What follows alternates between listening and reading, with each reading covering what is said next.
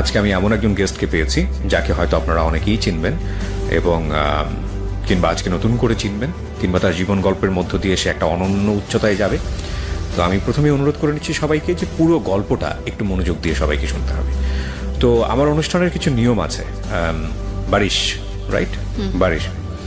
বারিশ সেটা হলো যে কিছু ফর্মালিটিস আছে, যেমন নামটা নিজের মুখে বলতে হয়, পুরো নামটা, আদার্স যে ব্যাপারগুলো থাকে। তো প্রথমে আমি পুরো নামটা জানতে চাই আপনার কাছে। আমার নাম হচ্ছে বারিশ হক। বারিশ হক। তো নিকনেম হচ্ছে বারিশ। বারিশ মানে তো বৃষ্টি। জি। বৃষ্টি। কোথায় থাকেন আপনি? আমি উত্তরাতে থাকি, ঢাকার উত্তরাতে থাকেন। মানে জন্ম কি ঢাকাতেই হয়েছে? জি, স্থানীয়। ওকে। আর দেশের বাড়ি কোথায়? নোয়াখালী। এটা অসাধারণ গল্প নিয়ে আমরা আজকে এখানে যাত্রা শুরু করছি। বিশেষ করে যারা দেখছেন এবং একসাথে যারা শুনছেন রেডিওতে, আমি টিনেজার যেসব ছেলে মেয়ে আছে এবং কম বেশি ভালোবাসার মধ্যে যারা আছে, তাদের সবাইকে বলবো যে আজকের এই গল্পটা খুব বেশি শিক্ষণীয় একটা গল্প। চলেন বারিশ, আমরা শুরু করি একেবারে। আপনি তো জানেনই আমাদের অনুষ্ঠানের নিয়ম, একেবারে ছোটবেলা থেকে যেখান থেকে বলার আছে আপনার। জি। আমি প্রথমেই বলবো যে আমি খুব মধ্যবিত্ত ঘরের একটি মেয়ে। ছোট থেকে দেখেছি যে আমার মা একজন শিক্ষক আছেন এখনো, আমার বাবাও চাকরি করতেন। তো যৌথ পরিবারেই আমার বড় হয়ে ওঠা, কিন্তু যেহেতু বাবা মা দুজনেই চাকরি করতেন, দেখা যেত যে অতটা সময় উঠেনি বাবা মার সাথে যেই ছোটবেলায় যে স্মৃতিগুলো। তো 5 বছর বয়স যখন হয় তখন আমার ভাই হয়ে যায়, তো ভাইকে নিয়ে ব্যস্ত হয়ে পড়ে ফ্যামিলি, সবাই নতুন সদস্য আসলে। তো দেখা যায় সেই সময় থেকে আমি আপনি বড় সন্তান? ফিল করি। বড় সন্তান। আচ্ছা। একটু লোনলি ফিল করা স্টার্ট করি। লোনলি বা জেলাস ফিল হতো কি? মানে ভাইকে হ্যাঁ, জেলাস তো ফিল হতোই যে সেই বয়সে অবশ্যই সব আদর আরেকটা পেয়ে যাচ্ছে। এবং আরেকটা বিষয় ছিল যে আমি খুব ইন্ট্রোভার্ট, ছোট থেকে খুব কম কথা বলতাম। কথা বলা শিখেছি অনেক দেরিতে। তো এই লোনলিনেসটা কাটানোর জন্য যখন স্কুল কলেজে স্কুলে যাই। স্কুলে গেলেন মানে হচ্ছে একদম কি প্রাইমারি স্কুলের কথা বলতেছেন? আমার প্রথম স্কুল হচ্ছে হার্টকো ইন্টারন্যাশনাল স্কুল। আর সেটা এখন অনেক বড় পরিসরে হয়েছে, তখন অনেক ছোট পরিসরে ছিল। এবং সেখানেও আমার খুব বেশি বন্ধু হয়েছে এমন না। তো যখন ভাই স্কুলে ভর্তি হওয়া শুরু করলো, তখন এরকম একটা ব্যাপার হলো যে যেহেতু আমরা মিডল ক্লাস ফ্যামিলি ছিলাম, যে ভাইকে ইংলিশ মিডিয়ামে পড়াতে হবে, সেক্ষেত্রে দুইজনের ইংলিশ মিডিয়ামের খরচটা আসলে নেওয়াটা পসিবল হচ্ছিল না। তো সেখানে ওই বয়সটাতে কিন্তু স্যাক্রিফাইসটা শুরু হয় আমার, যে আমি বাংলা মিডিয়ামে চলে আসলাম। সেটা হলো মাইলস্টোন কলেজে। আর আমার ভাই মাইলস্টোন কলেজের ইংলিশ মিডিয়ামে পড়াশোনা শুরু করলো। তো এই যে মাইলস্টোন কলেজে বাংলা মিডিয়ামে আসলাম, এখান থেকেই আসলে গল্পের টার্নিং পয়েন্টটা শুরু। তখন আমি ক্লাস 7-এ পড়ি। তো 7-এ পড়া অবস্থায় কিন্তু এত ফ্রেন্ড ছিল না, এবং একটু লোনলিনেসের জন্য বলতে পারেন যে একটা ছেলেকে ভালো লাগে। সে ছেলেটা ছিল ক্লাস 8-এ। তো আমি ওই সময় কিন্তু আমাদের এতটা অ্যাভেলেবল ছিল না ছেলে মেয়েদের কথা বলা বা ছেলে মেয়েরা বন্ধু হবে এরকম। মোবাইলও ছিল না আমাদের সবার হাতে, ফেসবুক, এত সোশ্যাল মিডিয়া ছিল না। তো সেই সময় ক্লাস 7-এ থাকতেই আমি ক্লাস 8-এ পড়া একজন সিনিয়র ভাইয়াকে প্রপোজ করি।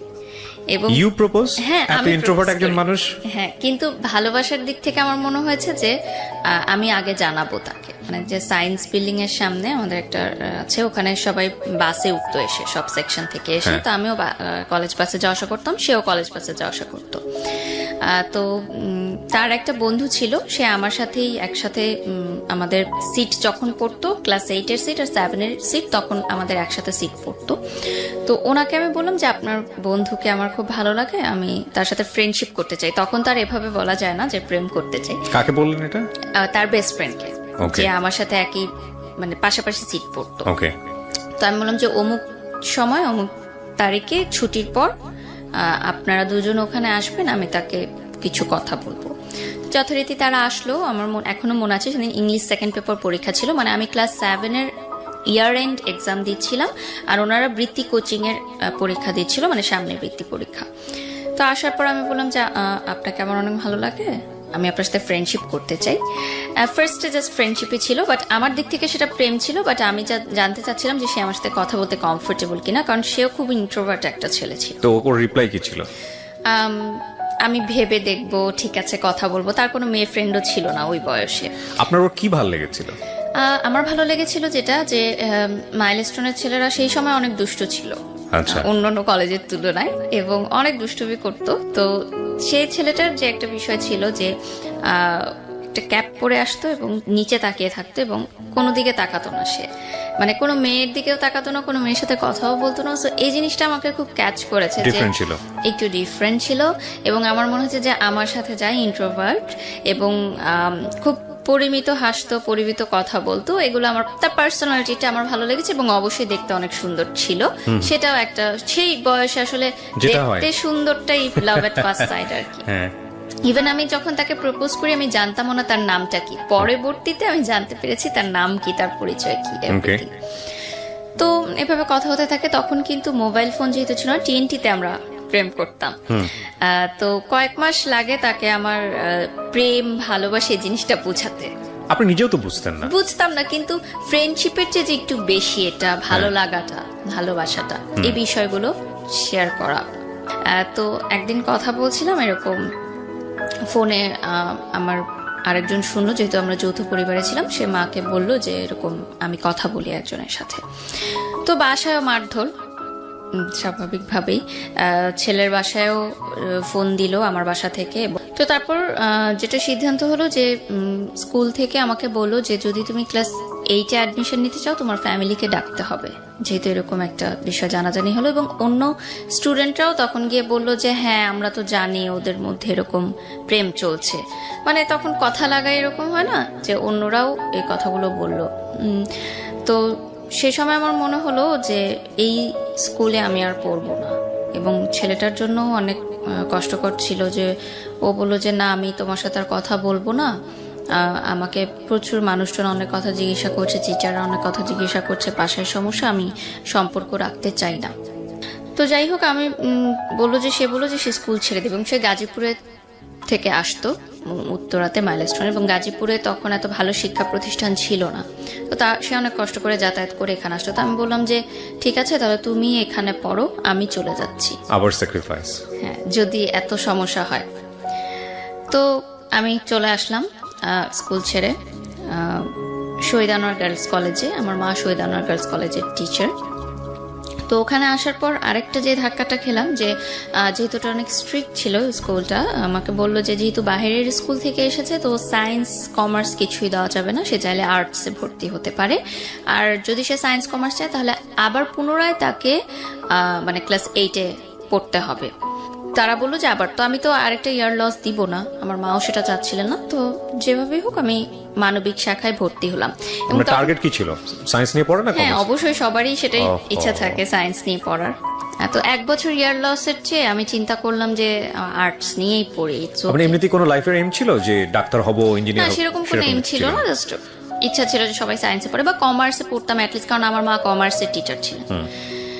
তো যাই হোক, সেই সময় কিন্তু একটা বিষয় ছিল যে যারা সায়েন্স বা কমার্সে পড়তো তারা মানবিক শাখার ছাত্রীদেরকে একটু দুর্বল ছাত্রী মনে করতো, এবং সেখানে কিন্তু একটা হালকা বুলিং এরও শিকার হতে হতো সবাইকে, নট অনলি মি। আমি নিজেও মানবিক বিভাগে পড়েছি, আই নো দ্যাট।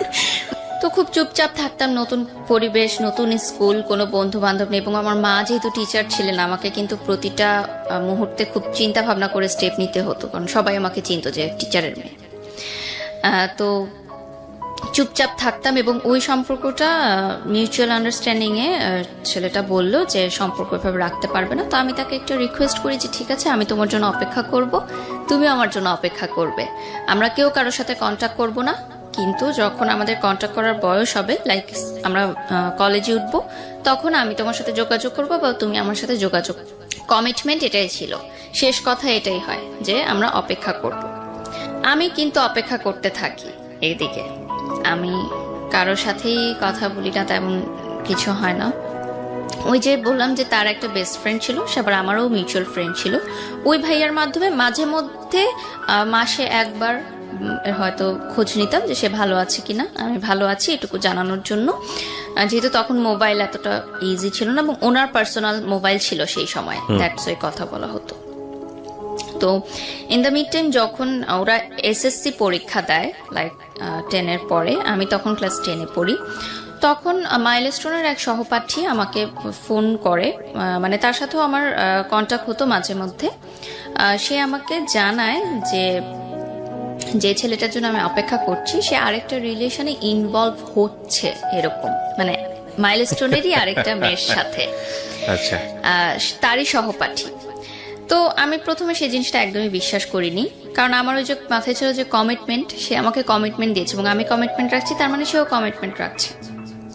সে এখনো মানে মনে হয় যে ব্যাপারগুলো অনেক সিলি ছিল, বাট সেই বয়সটাই কিন্তু ডেফিনেটলি আমি এটাই বলবো, যারা দেখছেন তাদেরকে বলবো যে এটা আপনি আপনার বয়স দিয়ে জাজ করবেন না, ওই সময়ের বয়সটা দিয়ে জাজ করেন, তাহলে আপনি রিলেট করতে পারবেন অনেক কিছু। বলুন। তো যে বিষয়টা ছিল যে আমি তো ওয়েট করছি, তো আমি মনে করলাম যে ঠিক আছে এসএসসি পরীক্ষাটা শেষ হোক, তারপর আমি তার সাথে সব বিষয় নিয়ে কথা বলবো, এখন তাকে আমি ডিস্টার্ব করতে চাই না। তো এসএসসি পরীক্ষা শেষ হওয়ার পর আমি যখন এসএসসি পরীক্ষা দিব এরকম অবস্থা, তাদের পরীক্ষা শেষ, রেজাল্ট বের হয়েছে, সে সময় ফোনে করলাম, তার মার মোবাইলে ফোন করলাম, সেদিন এত বছর পর এই যে কথা হওয়া। তো সে তো খুবই অবাক যে আমি আবার তাকে ফোন দিব, এটা সে ভাবেনি কখনো। আফটার প্রায় 2 বছর পর কথা হয়, 2-2.5 বছর পর। তো খুব খুশি, আমি ফোন দিয়েছি। তো আমি বললাম যে আমরা তো এখন সম্পর্কটা চাইলে আবার কন্টিনিউ করতে পারি। তো সে বললো আমার কিছু সময় লাগবে, আমি কলেজটা শেষ করতে চাই, তারপর। আমি বললাম যে আরো সময় লাগবে, আচ্ছা ঠিক আছে, আমরা কিছু হলে কথা বলতে পারি। তো বললো যে আচ্ছা ঠিক আছে, কিন্তু তোমার এসএসসি পরীক্ষা শেষ হোক, আমিও কলেজে উঠি, তুমিও কলেজে উঠো, এরপর আমরা কন্ট্যাক্ট করবো। তো এই যে আবার ছাড়া কন্ট্যাক্ট, মাঝে মধ্যে হয়তো কথা হতো 2 মাসে একবার এরকম। তারপর যখন কলেজে ভর্তি হলাম তখন আমি বললাম যে ঠিক আছে, এবার আমরা ফুল ফ্রেশ রিলেশনশিপে যাই, দুইজনই কলেজে পড়ি, আমি শহীদানারে পড়ি, সে মাইলস্টোনে পড়ে। তো সে বললো ওকে ঠিক আছে, রিলেশন আবার কন্টিনিউ। আমার মনে হলো যে আমি যেটা চেয়েছিলাম, এত বছর ধরে যার জন্য অপেক্ষা করেছি, সবই পেয়েছি আমি, আমার আর কিছু পাওয়ার নেই এই জীবনে। তো শুরু রিলেশনশিপ। তো রিলেশনশিপ শুরু হওয়ার প্রায় 6 মাসের মাথায় আমি জানতে পারি যে অন্যান্য সহপাঠীদের কাছ থেকে এবং ওর ফ্রেন্ড সার্কেলের মাধ্যমে যে তার মাইলস্টোন কলেজেও একটা রিলেশনশিপ আছে একটা মেয়ের সাথে, এবং সেই মেয়েটা তারই ক্লাসমেট। তো এখন আমার সাথে যেহেতু তার কন্টিনিউ রিলেশন, সো আমি কিন্তু বুঝতে পারছিলাম না যে ব্যাপারটা কি হচ্ছে। সো আমি ভেবেছি যে হয়তো অনলি ফ্রেন্ডস, এটা হয়তো অন্যরা অন্যভাবে নিচ্ছে, বা আমাকে হয়তো তারা কথা লাগানোর জন্য কিছু বলতে চাচ্ছে। তো আমি সেটা বিলিভ করি না। তো আমি তাকে জিজ্ঞাসা করেছি কয়েকবার, সে বলেছে যে জাস্ট ফ্রেন্ড, আমরা একসাথে এসএসসি পরীক্ষা দিয়েছিলাম, আমাদের একই সেন্টারে পড়েছিল, সেখান থেকে পরিচয়, জাস্ট ফ্রেন্ড। তো ঠিক আছে। তো ওই মেয়ের জন্মদিনের সময় সে আমাকে বলে যে বার্থডে ওর, আমরা সবাই সেলিব্রেট করতে যাচ্ছি। তখন উত্তরে একটা রেস্টুরেন্ট ছিল ভূতের আড্ডা, যেটা এখন উঠিয়ে দেওয়া হয়েছে। তো ওই রেস্টুরেন্টটায় পরবর্তীতে আমি জানতে পারি তার ফ্রেন্ড সার্কেলের মাধ্যমে যে পার্টিটা সেই থ্রো করেছিল ওই মেয়েটার জন্য, মেয়েটাকে সারপ্রাইজ দেওয়ার জন্য। তো যখন ইন্টার পরীক্ষার রেজাল্ট দেয় তার আগে ওরা পুরো ফ্যামিলি যায় হচ্ছে ইন্ডিয়াতে, আজমির শরীফে। তো সেই সময়ে সে যখন ইন্ডিয়াতে যায়, আমি বাংলাদেশে থাকি, ওই মেয়েটা আমাকে ফোন দেয়। ফোন দিয়ে সে আমাকে নানা আজে বাজে কথা বলে যে তার বয়ফ্রেন্ডের সাথে আমি কেন রিলেশন রেখেছি, আমি কেন তাকে ছাড়ছি না। আমি বললাম আমি তো এগুলোর কিছুই জানি না, এবং সে যেহেতু ইন্ডিয়া, আমি তার সাথে কন্ট্যাক্ট করতে পারছি না। তো এমন কোনো কথা নাই যে সে বললো না। এখানে আরেকটা ছোট বিষয় অ্যাড করতে চাই, আমার এসএসসি পরে যে 3 মাস গ্যাপ ছিল, তখন কিন্তু আমি নাচের স্কুলে ভর্তি হই, বুলবুল ললিতকলা একাডেমি বাফা। আমি ওখানে ক্লাস করতাম উত্তরা শাখাতে। তখন নাচটা শেখা ছিল শুধুমাত্র একটি সময়, মানে টাইম পাস করার জন্য। আর এমনিতে ভালো লাগতো ছোট থেকে নাচের প্রোগ্রাম দেখতে টেলিভিশনে, জাস্ট কিভাবে নাচটা করে এটা জানার জন্য, কালচারাল অ্যাক্টিভিটিসে পার্টিসিপেট করার জন্য, দ্যাটস ইট। এটাকে প্রফেশন হিসেবে নিব বা নাচ করব, টেলিভিশনে কাজ করব, এরকম মানে স্বপ্ন দেখিনি কখনো। কারণ আমার ওই ধ্যান ধারণা ছিল ওই ছেলেটাকে নিয়েই, আর বাকি সবকিছু আমার কাছে মনে হতো যে এক্সট্রা সবকিছু, ওইটাই আমার মেইন। তো ওই মেয়েটা আমাকে খুব মানে একটা কথা বলেছিল, সেটা আমার এখনো মনে পড়ে, যে আমাদের তখন স্কুলে, নাচের স্কুলে আমাদের সামনে একটা ছোট পার্ক ছিল, ওই পার্কে আমাদের গ্রুপ নাচ হতো তখন। তো ওই স্কুলে যারা যারা মানে নাচ শিখতো তারা সবাই গ্রুপে নাচ করতো। তখন সে আমাকে বলে যে তোর মূরত শুধু ওই পার্কে নাচ করার, তুই তো রাস্তার মেয়ে, এর বেশি তো কিছু করতে পারবি না। তো এই কথাটা না এখনো আমার খুব কানে বাজে, এই কথাটা আমি ভুলতে পারি না এখন পর্যন্ত, যে এত খারাপ খারাপ কথা আমাকে শুনতে হয়েছে সে সময়, যে আমি জানি না, আমি কিন্তু জানি না যে সে আরেকটা রিলেশনশিপে আছে। যদি আমি জানতাম তাহলে হয়তো আমি আগাতাম না। তো পরে যখন সে ইন্ডিয়া থেকে আসে, আমি ফোনের সবকিছু রেকর্ড করে রাখি, তখন কিন্তু কল রেকর্ড করা যেত, যে বাটন সিস্টেম যে ফোনগুলো ছিল ওটাতে কল রেকর্ড করে আমি তাকে শোনাই যে এই কথাগুলো আমাকে শোনানো হয়েছে এই মেয়েটাকে। তখন সে বলে মেয়েটা আমাকে জাস্ট পছন্দ করে, তোমাকে হয়তো এমনি কথাগুলো বলেছে, বাদ দাও, এগুলো সব ভুলে যাও।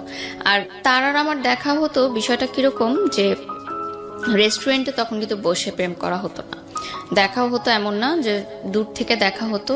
আর সে বলতো যে আমি কাছে দেখা করব না, আমার প্রবলেম আছে কেউ দেখলে। আর তাদের ফ্যামিলি পলিটিক্যাল ব্যাকগ্রাউন্ড ছিল, সো ওকে অনেকে চিনতো, সো দেখলে কেউ প্রবলেম। তো আমি ইউসিসিতে যখন কোচিং শুরু করলাম ঢাকা ইউনিভার্সিটির জন্য, তখন সে ল পড়ার জন্য ল ইউনিভার্সিটিতে ভর্তি হলো, একটা প্রাইভেট ইউনিভার্সিটি, সেটা ধানমন্ডিতে ছিল। তো দেখাটা আমাদের কিভাবে হতো, আমি তার জন্য ধানমন্ডির বাসে উঠতাম, মানে সে গাজীপুর থেকে আসতো, আমি এয়ারপোর্ট থেকে উঠতাম, বাসটা ধানমন্ডি যেত, আমি খামার বাড়িতে নামতাম, এবং তখন কিন্তু ওয়ান ওয়ে ছিল রিক্সার, আমি খামার বাড়ি থেকে হেঁটে ফার্ম গেটে যেতাম ইউসিসিতে। আমি ফার্ম গেটের বাসে উঠতাম না, তার সাথে ওইটুকু পথ যাওয়া, এটাই ছিল আমার জন্য মানে তার সাথে দেখা হওয়া। এবং কোচিং করাটাও কিন্তু এত ইম্পর্টেন্ট ছিল না, তার সাথে দেখা করাটাই ছিল আমার জন্য ইম্পর্টেন্ট। এবং তার বাসটা সংসদ ভবন হয়ে ধানমন্ডি চলে যেত, এবং আমি প্রতিদিন রোদ্রের মধ্যে হেঁটে হেঁটে ফার্ম গেট যেতাম। এটা কিন্তু আমি জানতাম যে তার অন্য কারোর সাথে হয়তো ইনভলভ আছে, এটা আমার কাছে স্বীকার করতো না কখনো। তো তার বিহেভ আস্তে আস্তে একটু চেঞ্জ হতে থাকলো আমার মনে হলো।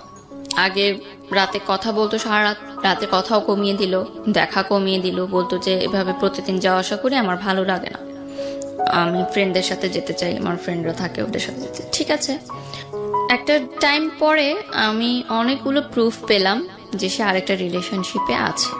বসার পর আমি শুধু তাকে একটা কথাই জিজ্ঞাসা করি ওই সময়, যে আমি আগে পরে কোনো কথাই জানতে চাই না, আমি শুধু জানতে চাই যে তোমার মেয়েটার সাথে শারীরিক সম্পর্ক হয়েছে কিনা, কারণ আমার সাথে তার এরকম কোনো সম্পর্ক ছিল না। যে বললাম যে দূর থেকে দেখা, এটুকুই ছিল আমার ভালোবাসা। তো আমি বলতে চাচ্ছি যে আগে পিছনে আমি কিছু জানতে চাচ্ছি, জাস্ট আমি ইয়েস অর নো জানতে চাচ্ছি। তখন সে বলে ইয়েস।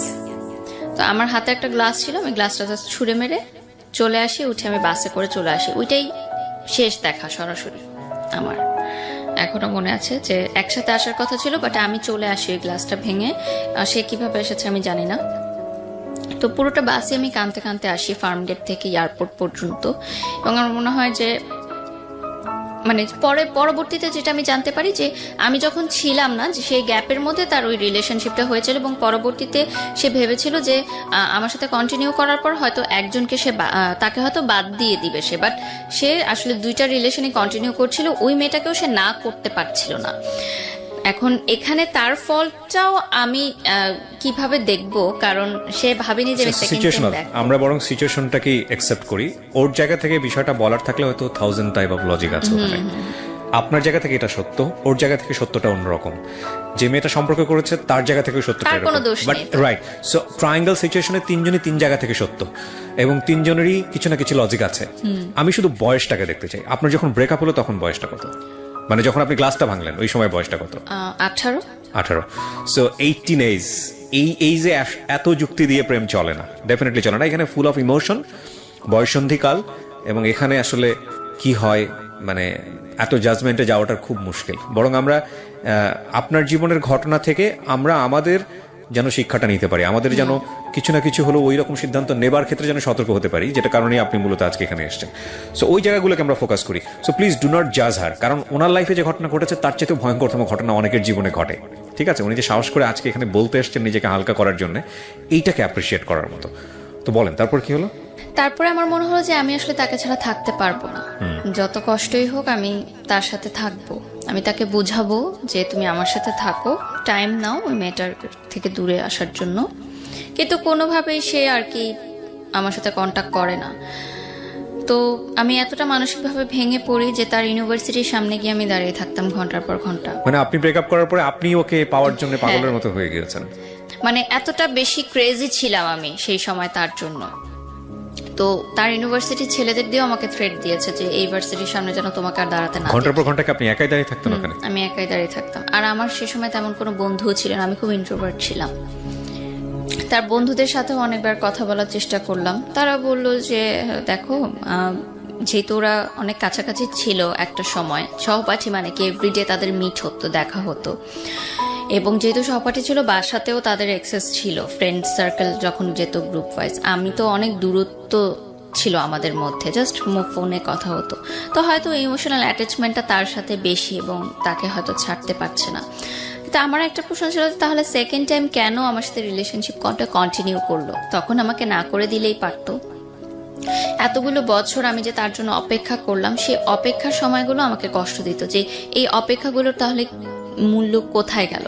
এবং এই সময়টাই কিন্তু অনেক ছেলে আমাকে প্রপোজ করেছে, আমি কিন্তু কাউকে ইয়াস বলিনি, কারণ আমি ওই কমিটমেন্টের জায়গাটা ঠিক রেখেছিলাম। তো এরপর আমি ইউনিভার্সিটিতে উঠি, আমার ঢাকা ইউনিভার্সিটি পরীক্ষা জঘন্য হয়, খুবই খারাপ হয়, চান্স হয় না আমার বাবা মাও খুব কষ্ট পায় সেটার কারণে, বিকজ এটা আপনার লেখাপড়াতে ইফেক্ট করছিল।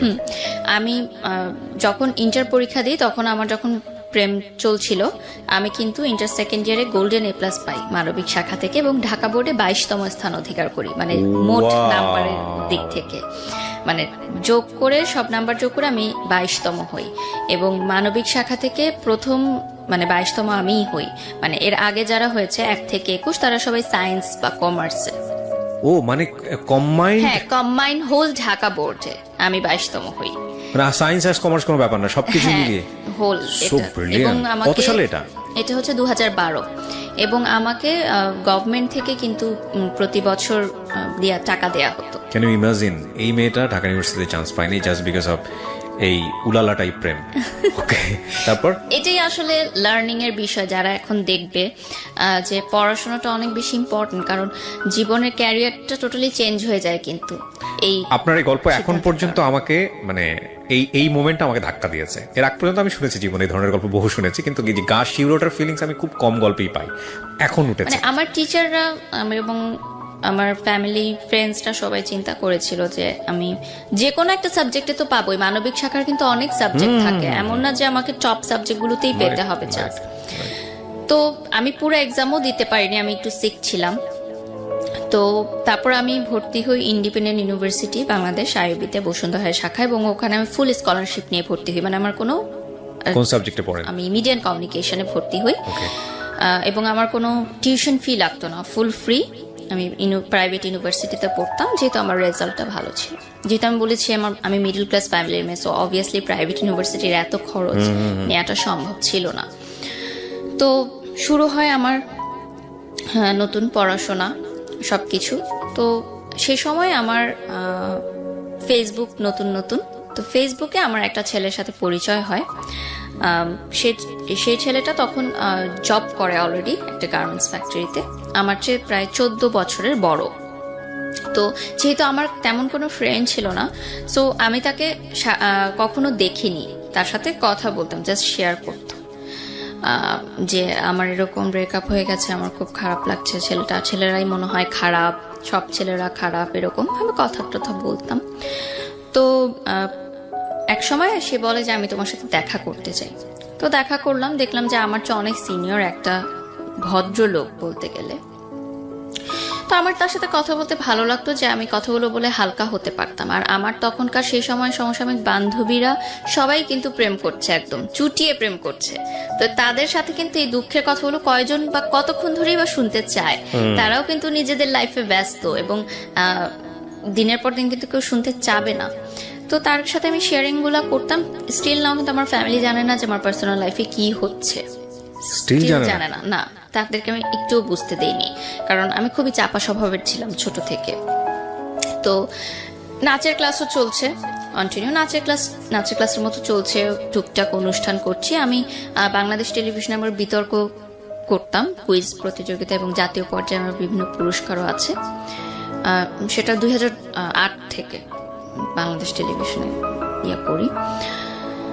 তো ইউনিভার্সিটিতে ওঠার পর আমার কিছু ফ্রেন্ড হয় ইউনিভার্সিটিতে প্রথম, তারা বুঝতে পারে যে আমি মেন্টালি ওকে না, মানে হঠাৎ কান্না করে ফেলি, হঠাৎ কোনো নিউ রিলেশনশিপ কাপলকে দেখলে আমার খুব খারাপ লাগে, যেটা হয় ব্রেকআপের পর, এবং তাকে আমি ভুলতে পারছিলাম না কোনোভাবেই। মানে আমার মনে হচ্ছিল যে জিনিসটা আমার, সেটা চোখের সামনে দিয়ে আরেকজন নিয়ে চলে যাচ্ছে, এটা আসলে মানা যায় না।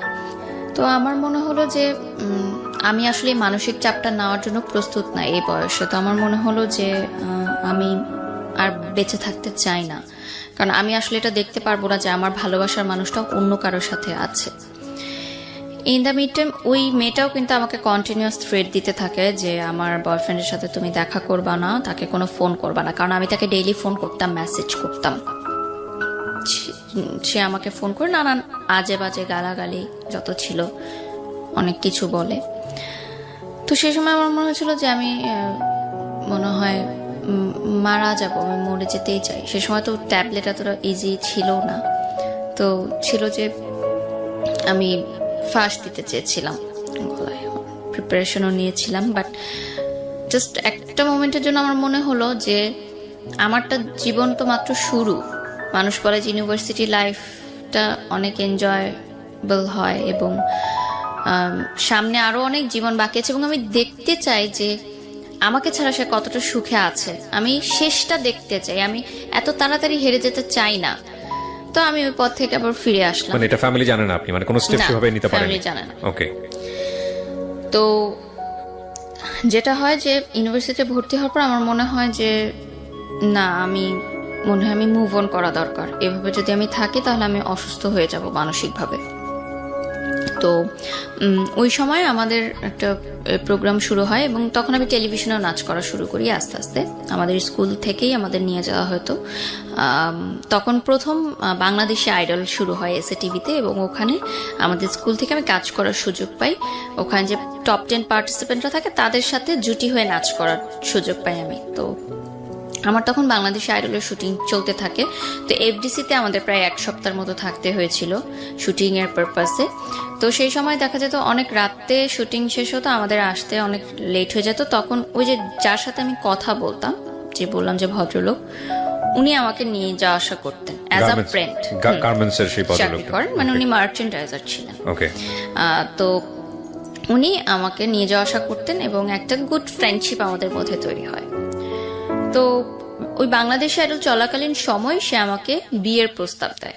আচ্ছা। যে সে আমাকে বিয়ে করতে চায়। একটা সময় গিয়ে আমার মনে হলো যে যে আমাকে বিয়ের প্রস্তাব দিয়েছে সে তো সব দিক দিয়ে ঠিকই আছে, ভালোই আছে, এবং আমি যদি বিয়ে করে আরেকটা জায়গায় লাইফ সেটেল করতে পারি তাহলে হয়তো আমি মানসিকভাবে একটু সুস্থ হতে পারবো, মানে এই মিসিংটা থাকবে না, এই খারাপ লাগাটা থাকবে না। This is the main part of the story. হ্যাঁ, এক্স্যাক্টলি। যে একজনকে ভুলার জন্য আমি আরেকজনকে উপর নির্ভরশীল হতে চাচ্ছি। রাইট।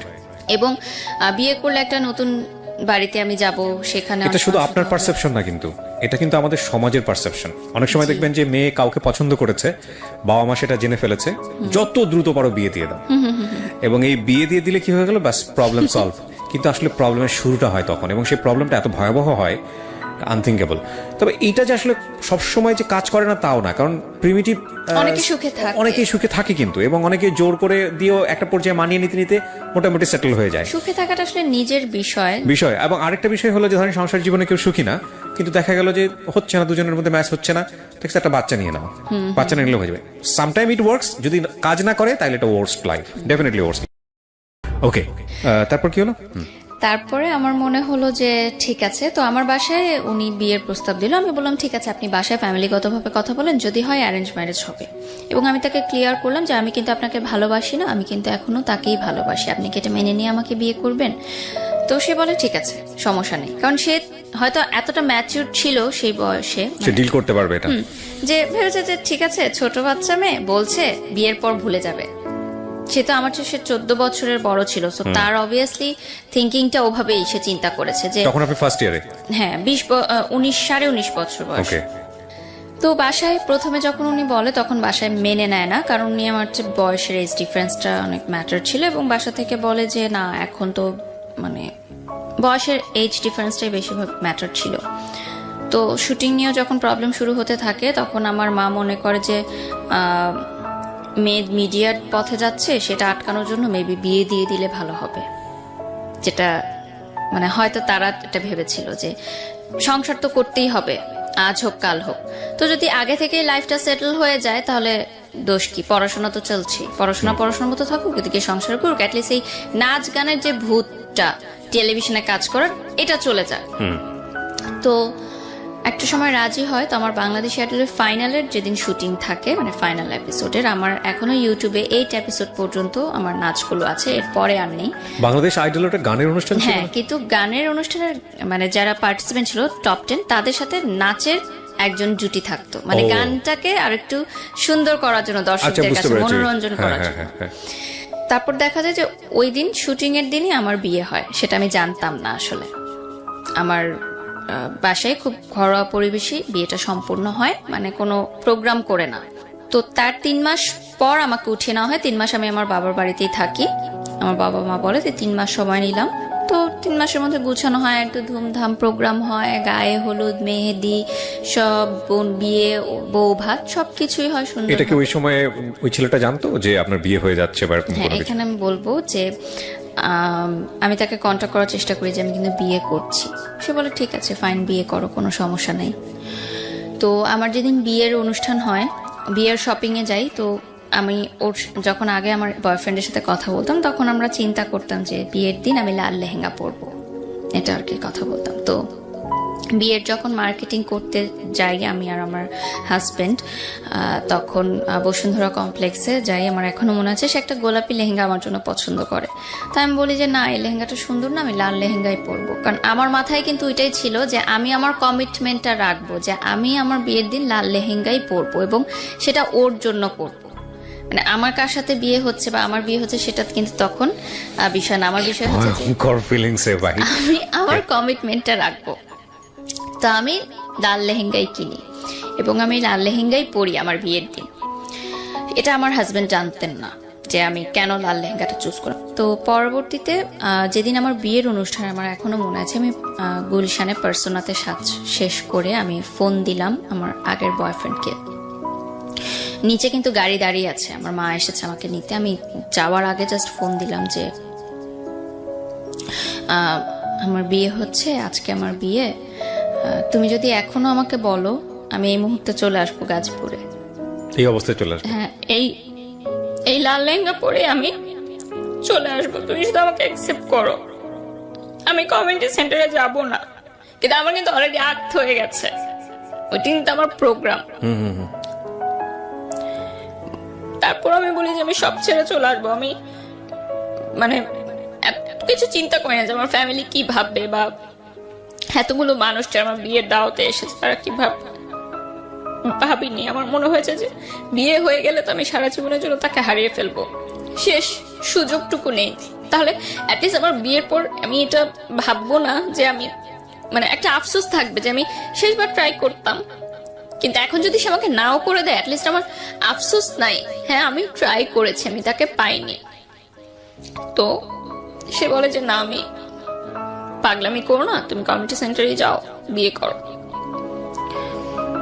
সেদিনও আমি কান্না করেছি অনেক।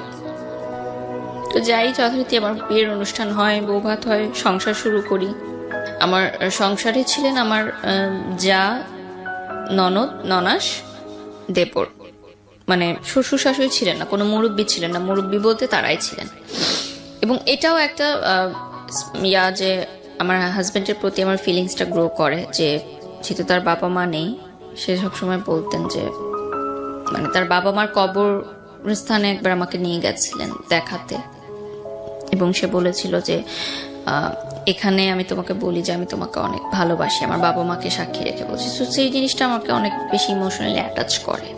সেই সময় কিন্তু আমার মনে হচ্ছে ঠিক আছে, বিয়ের পর নাচ পছন্দ করতো না আমার শ্বশুর বাড়ির ওনারা, খুবই কনজারভেটিভ ছিলেন, তারা বোরখা পরতেন। আমাকে হিজাব করতে কখনো ওনারা বাধ্য করেননি, কিন্তু নাচ করা যাবে না। তো আমার হাজব্যান্ডের কাছে আমি বললাম যে আমার তো নাচ অনেক পছন্দ, কি করব? সে বলছে ঠিক আছে, তুমি টেলিভিশনে বা মঞ্চে কোনো প্রোগ্রাম করতে পারো না, জাস্ট নাচের ক্লাসটা করো, কিন্তু সেটাও শ্বশুর বাড়িতে জানানোর দরকার নেই, সেটা তুমি আমার পারমিশন নিয়ে করো। তো আমি জাস্ট নাচের ক্লাস করতাম, বাট তখন এগুলো আমার কাছে কোনো ম্যাটার করতো না। তো আমার মনে হয়েছে যে আমার লাইফ হবে আর 10টা মেয়ের মধ্যেই আমার বিয়ে হয়ে গেছে, বাচ্চা হবে, একটা সংসার হবে, দ্যাটস ইট। মানে নাচ করব, মিডিয়ায় কাজ করব, সাজবো এগুলো কখনোই আমার মাথায় ছিল না। আপনি বলতেছেন আর আমি আপনার ওই ক্লাস 7 থেকে মানে এখন যতটুকু বলেছেন ততটুকু পর্যন্ত আমি মাথার মধ্যে আমি যোগ বিয়োগ করতেছি। আমার শুধু একটা জিনিস এসে বারবার বাড়ি দিচ্ছে মাথায়, যে একটা মেয়ে কি পরিমাণ ব্রিলিয়ান্ট হলে মানবিক বিভাগ থেকে সে এত ব্রিলিয়ান্ট রেজাল্ট করতে পারে এইচএসসিতে, এবং সেই মেয়েটার ফিউচার এই একটা রিলেশনশিপকে কেন্দ্র করে কত আপস অ্যান্ড ডাউন এবং জীবনটাকে কোথায় নিয়ে যাচ্ছে। Can you even imagine? আমার মনে হয় এই এপিসোডটাকে মানে সার্বজনীন এপিসোড করা উচিত। ক্লাস 5-6-এর পড়ুয়া বাচ্চা থেকে শুরু করে সবারই শোনা উচিত যে একটা ভুল সম্পর্ক বা ইমোশনালি আসলে ফল ইন হওয়া, এবং ফল ইন হলে কতটুকু হতে হয়, আর ফল ইন হলে হওয়া উচিত না হলে কোন পর্যন্ত নিতে হয়, সেটা ক্যারিয়ারের উপর আসলে কি হয়, শিক্ষার উপর আসলে কি হয়। That will be the best example ever. আজকের এপিসোডটা নিয়ে আমার এটাই বলতে ইচ্ছে করছে, কারণ আমি তো গেস করতে পারছি, এবং আমার মনে হয় আপনারাও গেস করতে পারছেন যে এরপরে কি শুনবেন আপনারা। তবে গেস করেন না, কারণ অনেক সারপ্রাইজ আপনাদের জন্য অপেক্ষা করছে। বলেন তারপর। আরেকটা বিষয় ছিল যে আমি অন্য সাবজেক্টেও পড়তে পারতাম। আমাকে আমার আইইউবি থেকে বলেছিল যে ল, ইকোনমিক্স, ইংলিশ পড়তে, কারণ কিন্তু তখন আমার মানসিকভাবে এতটা আমি ভেঙে পড়েছিলাম যে আমার মনে হচ্ছিল যে এই সাবজেক্টগুলো নিয়ে পড়াটা আমার জন্য অনেক ডিফিকাল্ট হবে। সো এই জন্য মিডিয়া অ্যান্ড কমিউনিকেশন সিলেক্ট করলাম, কারণ এখানে কিন্তু অনেক ক্রিয়েটিভ রাইটিংস থাকে এবং আমি আগে থেকেই খুব creative writings. With due respect, আমি আপনার ফ্যামিলিকে রেসপেক্ট করে কিছু কথা বলতে চাই। একটা যেটা হচ্ছে যে আপনি ইন্ট্রোভার্ট ছিলেন, শেয়ার করছেন না কারোর সঙ্গে, কিন্তু আপনার যেই পরিবর্তনগুলো, ক্যারিয়ারিস্টিক যে পরিবর্তনগুলো, এডুকেশনে যে পরিবর্তন আসতেছে, ধুমধাম করে যে ঘটনাগুলো ঘটে যাচ্ছে, এগুলো তো আপনার বাবা মার সামনেই ঘটছিল। তারা কেন স্টেপ নিচ্ছিল না? তারা কেন আপনার সঙ্গে বসে ফ্রি হচ্ছিল না যে বাবা তুমি শেয়ার করো আমার সঙ্গে কি হচ্ছে? এত ফ্রি না আমার ফ্যামিলি, কখনোই ছিল না এত free. That's your bad luck, definitely bad luck. হয়তো ওকে, হতে পারে। চলেন তারপর কি হলো? বিয়ে হলো। তো বিয়ের পর আমাকে চিটাগং নিয়ে যাওয়া হয়। আমার শ্বশুরবাড়ি চিটাগং ছিল। তো আমি না এত ফাস্ট সবকিছু হয়েছে, আমি না বুঝতে পারিনি যে বিয়েটা কি জিনিস বা কি হয়েছে আমার লাইফে, কি চেঞ্জটা এসেছে। তো আমার প্রথম তখন আমার ফিল হয়েছে যে যখন আমার বাসার সামনে দিয়ে গাড়িটা চলে যাচ্ছে চিটাগং এর উদ্দেশ্যে, তখন আমার বুকে একটা মোচড় লাগে যে আমি তো আমার বাসায় ঢুকছি না, আমি কেন অন্য কোথাও চলে যাচ্ছি, ওই গলিতে ঢুকছি না, আমি সোজা কেন চলে যাচ্ছি। মানে আমার মনে হচ্ছে যে আমি এটা কি করলাম। মানে তখন আমি ফার্স্ট বুঝতে পেরেছি যে আমার লাইফ চেঞ্জ হয়ে গেছে। তো চিটাগং যাওয়ার পর আমাদের ভালো সময় কাটে, কিন্তু একটা বিষয় যে তার পরিবার আমাকে কিন্তু মেনে নেয়নি কখনো। কিন্তু তার মানে আমার হাজবেন্ডের ফ্যামিলি, মানে আমার শ্বশুরবাড়ি চেয়েছিল যে তাদের পছন্দের কোনো মেয়ের সাথেই তার বিয়েটা হোক, এবং তাদের ফ্যামিলিতে এরকম মানে প্রাইভেট ইউনিভার্সিটিতে পড়াশোনা করে, নাচ করে, হিজাব পরে না, এরকম মেয়ে আসলে তারা কখনোই মানে তাদের পছন্দনীয় ছিল না। তাদের পছন্দ ছিল যে এরকম ইন্টার পাস করা কোনো মেয়ে ঘরে থাকবে, ঘরের কাজ করবে, হিজাব পরবে, বোরখা পরবে, আরো 10টা ফ্যামিলি যেরকম চিন্তা করে মিডল ক্লাস ফ্যামিলি, তাদের পার্সপেক্টিভ থেকে ইটস ওকে। তো একটা সময় গিয়ে পর আমার শ্বশুরবাড়ি থেকে জানাজানি হলো যে আমি নাচের ক্লাস কন্টিনিউ করছি। তো সেখানে আমার জামাইকে বলা হলো যে নাচের ক্লাস সে কন্টিনিউ করতে পারবে না। তো আমার হাজব্যান্ড বললো যে নাচ করা যাবে না, ক্লাসও করা যাবে না, তো বন্ধ, আমার নাচ ওখানেই শেষ। বলে আসলাম বাফায় যে আমি আর আসতে পারবো না স্যার ক্লাস থেকে। আমার গুরুজির কথা এখানে আমি স্মরণ করবো, শ্রদ্ধেয় আমিরুল মনি স্যার। উনি আমাকে যথেষ্ট সাপোর্ট করেছেন সব সময়, মানে একদম প্রথম থেকে।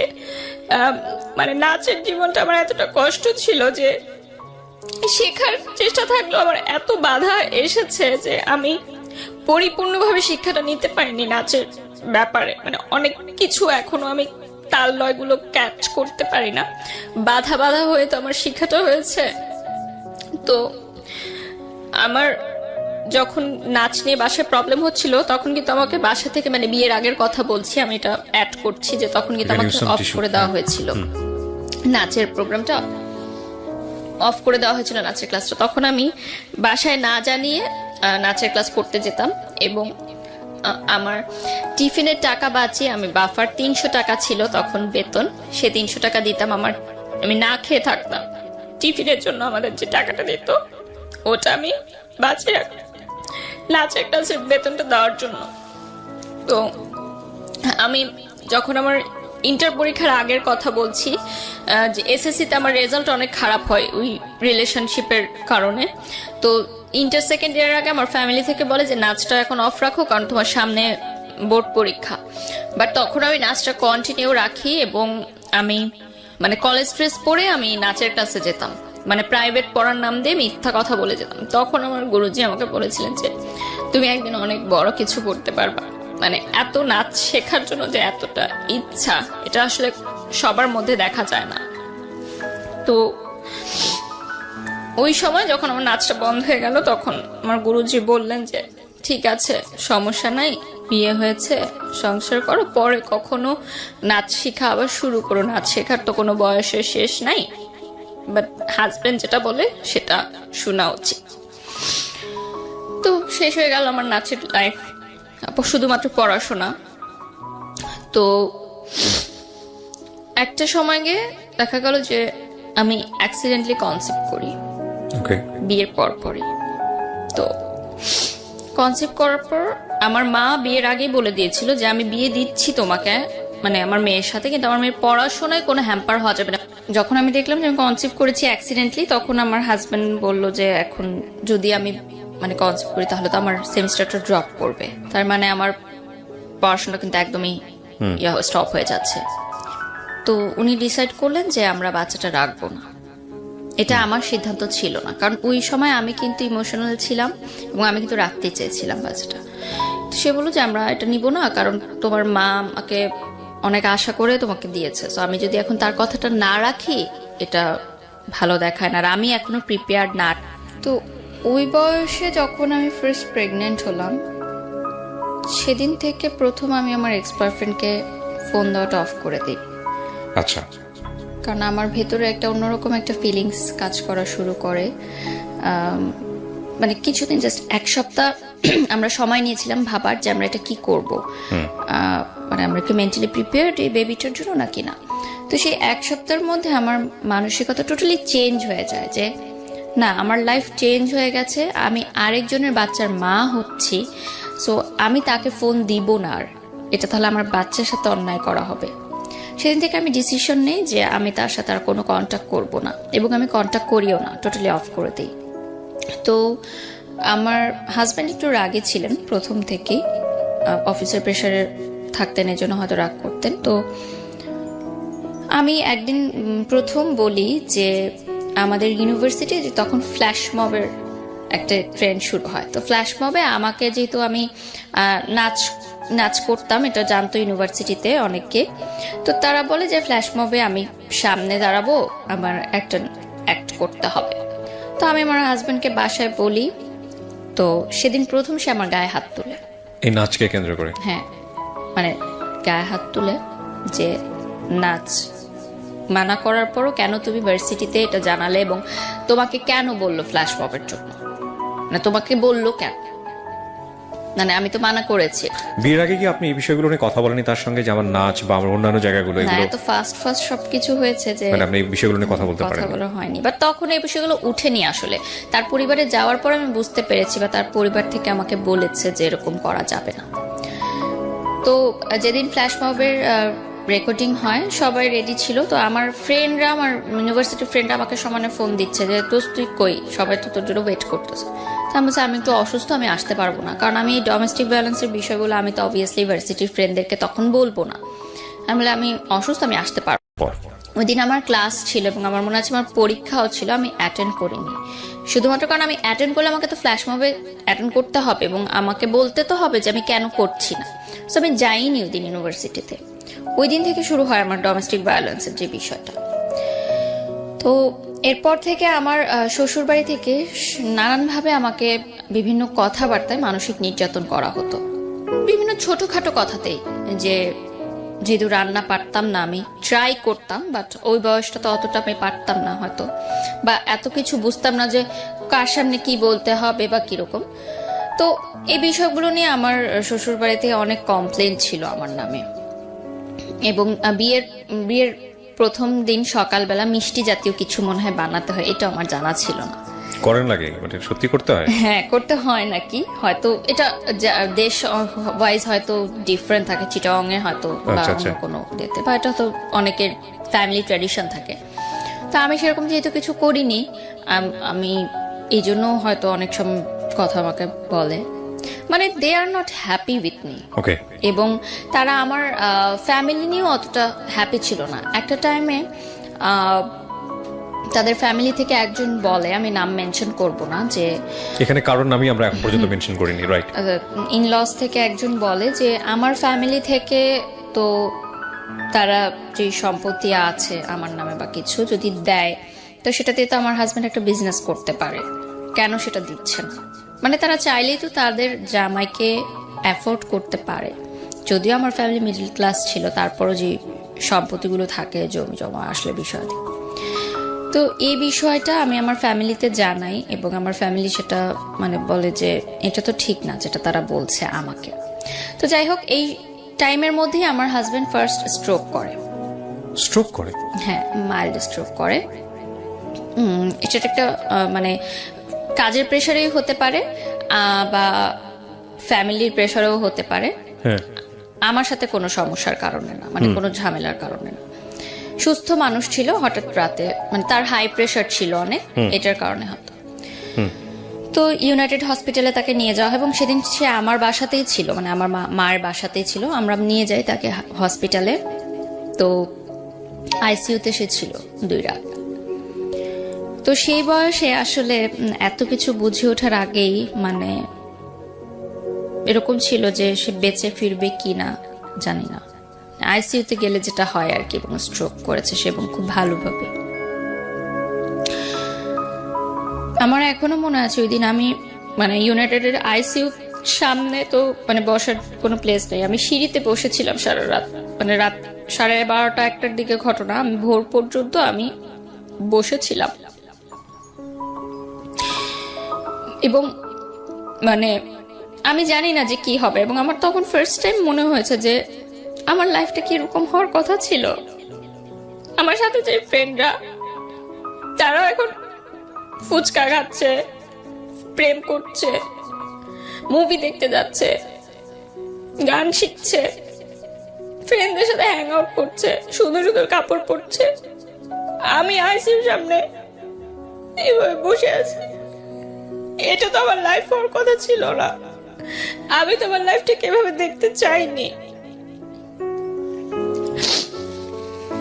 এবং সেটা আমার ভুলের জন্যই। কিন্তু আমি কিন্তু কাউকে ব্লেম করতে পারবো না যেটা তাদের ভুলের জন্য। আমার লাইফ কিন্তু আজকে আমার ভুলের জন্যই এমন। তো ভোরের দিকে আমার দেবর এসে আমাকে একটা জুস কিনে দিল, জুস খেলাম, কারণ আমিও নিজে অসুস্থ হয়ে যাচ্ছিলাম আসলে ওই সময়টায়। তো যাই হোক, দুপুরের দিকে ডক্টর আসে, ইউনাইটেডের 2টার সময় ডক্টর আসে আবার দুপুরবেলা চেক আপ করার জন্য। তখন বলে যে আপনার হাজবেন্ড ঠিক আছে, কোনো চিন্তার বিষয় নেই, ওনাকে আমরা এইচডিআর বা কি যেন একটা বলে ওখানে ট্রান্সফার করে দিচ্ছি, কালকে ডিসচার্জ হয়ে যাবে।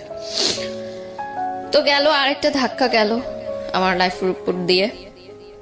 তার কয়েক মাসের মধ্যেই আমার হাজবেন্ডের আরেকটা জটিল রোগ ধরা পড়ে এবং সেটা বেশ জটিল ছিল। আমি এখন বলতে পারবো না হয়তো স্ক্রিনে, তার হয়তো কোনো ক্ষতি হোক না, ঠিক আছে, আমরা জানতে চাই না। যেটার কারণে তার খাওয়া দাওয়ার অনেক রেস্ট্রিক্টেড হয়ে যায় এবং এটা বাই জেনারেশন ছিল এই রোগটা। তো দেখা যায় যে খুব পরিমিত হয়ে যায় তার লাইফ স্টাইলটা, এবং একটা অপারেশন হয়, মেজর অপারেশনের পর তার বেশ কয়েকদিন বেড রেস্টে থাকতে হয়। তো তখন কিন্তু একটা ডিস্টেন্স ক্রিয়েট হয়, মানে হাজব্যান্ড ওয়াইফের যে রিলেশনটা থাকে সেটার ব্যাপারে ডিস্টেন্স ক্রিয়েট হয়। প্রায় 1 বছর এর মতো ছিল সেটা। 1 ইয়ার। এবং এমনও ছিল না যে এর আগেও খুব বেশি মানে ভালো ছিল, সুখকর ছিল ওই লাইফটা। তারপরও 1 বছরের ডিস্টেন্স আমার মনে হয় যে অনেক কিছু চেঞ্জ হয়, কারণ একটা হাজবেন্ড মেন্টালিটি তো চেঞ্জ হওয়াটাই স্বাভাবিক, এটা খুবই ইম্পর্টেন্ট। তো ইভেন যদি বন্ডেজটা না থাকে। হ্যাঁ, আমি একটা মানুষের সঙ্গে স্টে করতেছি, একই বিছানায় ঘুমাচ্ছি, না হোয়াট ফর রিজনটা কি? আপনি যদি একটা মানুষের সঙ্গে স্টে করেন, ওই মানুষটার পারপাস আপনি সার্ভ করতেছেন, ইটস আ রিলেশনশিপ। লাইক সে আপনার কিন্তু সম্পর্কের জায়গা থেকে হাজব্যান্ড, কিন্তু এই মানুষটার আপনি পারপাসই ছিল এই মানুষটার কাছে আসা যে আমি এক ধরনের রিমেডি চাই আমার পাস্ট লাইফে। ইট ইজ নট মানে অ্যাকচুয়ালি কাজ করতেছে না। সেকেন্ড হচ্ছে যে ওখানে গিয়েও আপনি আপনার জায়গা থেকে যেটা চেয়েছিলেন সেভাবে হচ্ছে না, হ্যাপি না। থার্ডলি হলো যে সম্পর্কের জায়গাটা, স্বামী স্ত্রী যে সম্পর্কের জায়গাটা, ইট ইজ নট সাউন্ড। এখন সবকিছু মিলায়ে দ্য এম ইজ জিরো, মানে ultimately next day is zero. তাহলে আমি এই মানুষের সঙ্গে স্টে কেন করছি? মানে তাকে আমি তো ভালোবাসি না। সো দেখেন সম্পর্কটা কতটা জটিল জায়গায় চলে গেছে। হ্যাঁ, তারপরে মানে সেই সময় আমার মনে হয়েছে যে that was a wrong decision, যে আমার এই বয়সে বিয়ে করলাম, একজনকে ভুলার জন্য আরেকজনের উপর নির্ভরশীল হলাম, এবং তাকেও আমি ভালোবাসতে পারছি না। তো আপনি যখন এই রিলেশন মানে হাজবেন্ড থাকা অবস্থায় আপনার এক্স বয়ফ্রেন্ডকে ফোন দিচ্ছিলেন, এক্স বয়ফ্রেন্ড তো আপনার জায়গা থেকে আমি বলতে পারি না, কারণ তখন আপনি তাকে লাভ করে চলেছেন, বাট তার জায়গা থেকে কি সেটাও আমরা জানি না। সো ও কি বলতো? ও কি বলতো যে তুমি সংসার করো ঠিক মতো? হ্যাঁ, এটাই বলতো। বা ও বলতো না যে ব্যাক করো বা এরকম কোনো না, কিছু? কখনোই না। তখন ওর সাথে ওই মেয়েটার সম্পর্ক কি কেমন এখানে চলছিল? একটা টুইস্ট আছে, যে মেয়েটার কারণে আমাকে ছেড়ে গেছিল, আমার বিয়ের পরপরই সেই মেয়েটা একটা প্রবাসী ছেলেকে বিয়ে করে মানে বিদেশে চলে যায়। তারপরেও এই ছেলেটা আপনার বিয়ের পরে আপনাকে আর কোনো প্রকার মানে সে কখনো কল করতো না? না। তার জায়গাতে সে কিন্তু আমার সেও কাছে কিন্তু কষ্ট পেয়েছে। হ্যাঁ, কষ্ট তার পেয়েছে, বাট relation break up কিন্তু হওয়ার আপনার ধরেন এই কষ্টের জায়গাটা থেকে কিছুটা রেমেডি চাইলে আপনাকে নক দিতে পারতো, advantage নিতে পারতো। কিন্তু সে সেটা নেয়নি। কারণ তখনও কিন্তু আমি উইক ছিলাম ইমোশনালি তার জন্য, বাট সে চেয়েছে যে আমার সংসারটা নষ্ট না হোক। ডেফিনেটলি অনেক শেখার আছে আজকের এই গল্প থেকে, বিলিভ মি। বলেন তারপর। তারপরে যেটা হয় যে ওই বয়সটায় না এত কিছু আমি বুঝতাম না, যে হার্টের পেশেন্টকে কিভাবে ট্রিট করতে হয় বা এই ধরনের জটিল রোগের পেশেন্টকে কিভাবে ট্রিট করতে হয়। তো যাই হোক, তারপর একটা সময় সিদ্ধান্ত হলো যে আমরা আলাদা থাকবো, মানে আমার ভাসুরের বাসায় একসাথে না থেকে আমরা আলাদা থাকবো, কারণ ওখানে রুমেরও সংকট ছিল এবং তার ছেলেমেয়েরা বড় হয়ে যাচ্ছিল, আমার হাজবেন্ডের এরকম প্রবলেম ছিল, জটিল রোগ ছিল। তো আমরা চেঞ্জ করে নতুন বাসা নিব। তখন আমার হাজবেন্ড বলে যে একা কোনো বাসায় তোমাকে রেখে আমি মানে অফিসে যাব, সেটা আমার জন্য টেনশন হয়। তো আমার মায়ের বাড়িতেই আমরা একটা ফ্ল্যাটে ভাড়া থাকতাম, বাট আমার মা বাবা কখনোই সে ভাড়াটা নেননি। মানে এলাকার মানুষ হয়তো বুঝতো যে ঘর জামাই, কিন্তু আসলে সেটা না। আমার মা নিতেন না, কারণ মা জানতেন যে খুবই লিমিটেড আয় তার, সো এখানে ভাড়াটা কিভাবে নিবে, আমারই তো সন্তান থাকছে। বাট আমার রান্না আলাদা হতো এবং মা আমার পার্সোনাল লাইফে কোনো ইন্টারফেয়ার করতো না, মানে আমি আমার সংসার একদম টোটালি আলাদাই করতাম, আমার মা আমার মার মতো ছিল। তো ডোমেস্টিক ভায়োলেন্স কিন্তু কন্টিনিউ তখনও, সে একটু সন্দেহ প্রবণ ছিল। মানে আমি যে ইউনিভার্সিটিতে যেতাম, আমার মানে ছেলের বন্ধু ছিল না, কিন্তু আমার গ্রুপ স্টাডিজের কারণে প্রাইভেট ইউনিভার্সিটি যেটা হয় যে গ্রুপ করে দেওয়া হয় এবং আমাদের কিন্তু কন্ট্যাক্ট করতে হয় ফেসবুকে বা থ্রুতে। পড়াশোনার কাজেও কিছু ছেলেদের সাথে আমার কথা বলতে হয়, সেটাও তার অতটা পছন্দ ছিল না, এবং আমার শ্বশুরবাড়িরও পছন্দ ছিল না যে আমার ছেলেদের সাথে পরিচয় থাকে। তো ওই যে আমার বয়ফ্রেন্ডের একটা বেস্ট ফ্রেন্ড ছিল যার কথা বলছিলাম, তার সাথে কিন্তু আমার কন্টিনিউ সম্পর্ক, কারণ সে আমাকে একটা সময় হেল্প করেছে ইনফরমেশনগুলো দিয়ে, সো তার প্রতি আমি কৃতজ্ঞ। তো সে মালয়েশিয়াতে পড়াশোনা করতে চলে যায় হায়ার স্টাডির জন্য, গ্র্যাজুয়েশনের জন্য। তো সে এত বছর পর মালয়েশিয়া থেকে যখন ব্যাক করে, সে বলে যে আমরা চলো দেখা করি। তাকে আমি জাস্ট ভাই ডাকতাম এবং সে আমাকে ছোট বোনের মতোই করতো। তো তার সাথে দেখা হয় এত বছর পর, মনে হয় যে আমি মন খুলে কথা বলতে পারছি, আমার কথাগুলো বলতে পারছি। যদি আমার কোনো ফ্রেন্ড ছিল না, আমি বারবার এই কথাটা মেনশন করছি, যে ফ্রেন্ড থাকলে হয়তো আমি অনেক কিছু শেয়ার করতে পারতাম এবং অনেক ভুলগুলো আমি শুধরাতে পারতাম। যেহেতু আমি প্রচুর ইন্ট্রোভার্ট ছিলাম এবং কলেজ চেঞ্জ হওয়ার কারণে, আর আমার সব ফ্রেন্ডরা ইডেনে ভর্তি হয়, আইইউবিতে কেউ ভর্তি হয় না, সো নতুন পরিবেশের কারণে ওটা ফ্রেন্ডশিপটা হয়ে গড়ে ওঠেনি। তো তারপর যেটা হয় যে আমার শ্বশুরবাড়ি থেকে বলে যে আমি প্রাইভেট ইউনিভার্সিটিতে পড়তে পারবো না, পড়লে আমাকে কোনো সরকারি কলেজে পড়তে হবে। না, কিন্তু আড্ডার জায়গায় ছিলেন আপনি, ছেলেটার সঙ্গে আপনি আড্ডা দিবেন, হ্যাঁ, ওটা বলছি। তো এই কথাগুলো আমি তাকে বলি যে আমার শ্বশুরবাড়ি থেকে আমার নাচ বন্ধ করে দিয়েছে, এখন আমার পড়াশোনা নিয়েও প্রবলেম করছে। তো ভাইয়া সবসময় বলে যে না, এখন তোমার বিয়ে হয়ে গেছে, এখন তোমাকে অনেক কিছু মেনে চলতে হবে, তুমি এভাবেই চলো, দেখো তোমার শ্বশুরবাড়ি যেভাবে বলে অ্যাডজাস্ট করে চলো, অ্যাডজাস্ট করে চলতে হয়, সব মেয়েদেরই ভাবে চলতে হয়। উনি সবসময় আমাকে বুঝাতো। তো উনি আমাকে কিছু চকলেট দেয়, মানে বিদেশ থেকে আসলে তো চকলেটই গিফট নিয়ে আসে। তো আমি যখন বাসায় এসে আমার হাজব্যান্ডকে বলি যে উনি এসেছিল, আমাকে চকলেট গিফট করেছে, তখন ওই যে ডোমেস্টিক ভায়োলেন্স শিকার হই আমি। তো এটা না আমার কাছে মনে হচ্ছিল যে এটা কেন হচ্ছে, এটা তো আসলে হওয়ার না। বাবা আপনার গায়ে হাত তুলতো কখনো? ওই যে প্রেম করার কারণে তুলেছে, এছাড়া কখনো তুলতেন। আমার বাবা কখনো তুলেননি, মা তুলতেন। সেটা কিন্তু আমার দোষে, ঠিক আছে, বাট ওরকম না। কিন্তু পরবর্তীতে কিন্তু সন্তান কিন্তু সন্তানই, সবাই ছোটবেলায় মার খেয়েছে বাবা মার হাতে, ওইটা কিন্তু ডোমেস্টিক ভায়োলেন্সের পর্যায়ে পড়ে না, যদি না এক্সট্রিম হয় তখন আমরা সেটাকে কিন্তু বলতে কজ পারি। কি ছিল, মানে আপনি ওনার সঙ্গে দেখা করেছেন এই কারণে? হ্যাঁ, দেখা করেছি, এজন্য সন্দেহ করতো আপনাকে? সন্দেহপ্রবণ ছিল, কারণ আমি ছোট ছিলাম তার চেয়ে বয়সে, এই জন্য হয়তো। এবং আমার তখন ফেসবুকে প্রচুর ছেলেরা আমাকে নক দিত, কারণ আমাকে দেখে বোঝা যেত না যে আমি ম্যারিড। এবং ইউনিভার্সিটিতেও ছেলেরও নক দিত, কারণ ওই বয়সটায় আসলে আমি যে ম্যারিড ওরকম একটা লুকও আমার ছিল না আসলে যে আমি ম্যারিড। তো সব দিক থেকে সমস্যা বলছিল যে আমি পড়াশোনা করতে পারবো না, আমি ইউনিভার্সিটি যেতে পারবো না, কারণ ইউনিভার্সিটিতে গেলেই আমি দেখা যাবে বাইরে যাচ্ছি। মানে এটা আপনার বাড়িতে বসেই এই ঘটনা? কিন্তু আমার মা বাবা বা ফ্যামিলিকে আমি কখনো এগুলো বুঝতে দেইনি, মানে এই জায়গাগুলোতে ইন্টারফেয়ার করতে দেননি যে Even আমার আমি যে- সংসারের জীবনে? আমার যে প্রেগনেন্সির ব্যাপারটাও কিন্তু আমার বাসায় এখনো জানে না। আজকেই ফার্স্ট জানলো। প্লিজ সাবস্ক্রাইব করতে ভুলবেন না, সাবস্ক্রাইব করার পরে নোটিফিকেশন বাটনটি অন করে নেবেন। ওকে, আমরা যেখানটায় ছিলাম তারপর? আমি বলবো যে মানসিকভাবেও অনেক আমাকে হ্যারাস করা হতো। আমার শ্বশুরবাড়ির লোকজনদের নানান মন্তব্যে আমি প্রচুর কষ্ট পেতাম মানসিকভাবে। সেই কথাগুলো আমি এখন হয়তো বলবো না, কারণ তাদের একটা সোশ্যাল স্ট্যাটাস আছে, বাট খুবই কষ্টদায়ক। অ্যাকচুয়ালি বোথ সাইড থেকে বিষয়টা ম্যাচ ছিল না। তো যেটা হয় যে একটা সময় পর আমার মনে হয় যে তার সন্দেহ প্রবণতাটা অনেক বেড়ে গেছে এবং সে কোনো কিছু সহজভাবে নিতে পারছে না। ইন দ্য মিড টাইম আমি সোশ্যাল মিডিয়াতে কিছু গার্লস গ্রুপ থাকে না, তখন সেই গার্লস গ্রুপে আমার ছবি পোস্ট করতাম, আমার শ্বশুরবাড়ির ছবি পোস্ট করতাম, হাজব্যান্ডের, এবং কি রান্না করলাম ডেলি রান্নার ছবিগুলো পোস্ট করতাম। তো খুব ভালো রেসপন্স আসতো, হাজার হাজার লাইক কমেন্ট আসতো। মেয়েরা আমাকে খুব পছন্দ করতো যে মেয়েদের এখন এরকমও স্বপ্ন থাকে যে বিয়ে করে লাইফ সংসার সেট করবে, কারণ মেয়েদের তো অনেক ধরনের গোল থাকে। বাট আমি আমার সংসার, হাজবেন্ড সবকিছু নিয়ে হ্যাপি থাকার চেষ্টা করতাম, মানে সোশ্যাল মিডিয়াতে যেটা আমি দেখাতাম। তো সবাই আমাকে খুব প্রেস করতো। তো এর মধ্যে একজন আমাকে নক দেয় যে আপু আমার একটা নতুন পেজ আছে। তখন নতুন নতুন কিন্তু মেয়েরা বিজনেস স্টার্ট করে, যে ফেসবুকে লাইভ করে, জামা কাপড় বিক্রি করে। এখন এটা খুবই অ্যাভেলেবল, বাট যে সময়ের কথা বলছি 2014-15 কথা, তখন মাত্র শুরু হলো। তো আমারই পরিচিত একটা মেয়ে ইউনিভার্সিটির, ও আমাকে বলে যে আমার কয়েকটা শাড়ি আর ড্রেস আছে, তুমি পরে একটু ছবি তুলে দিবে। ওটাও কিন্তু তেমন ফটোশ্যুট না যে স্টুডিওতে গিয়ে হবে, বাসায় ঘরোয়াভাবে ও মোবাইলেই কিছু ছবি তুলবে, জাস্ট ওর বাসায় একটা সুন্দর টেরাস আছে ওখানে। তো আমি আমার হাজবেন্ডকে বলি যে আমি এরকম করতে চাই।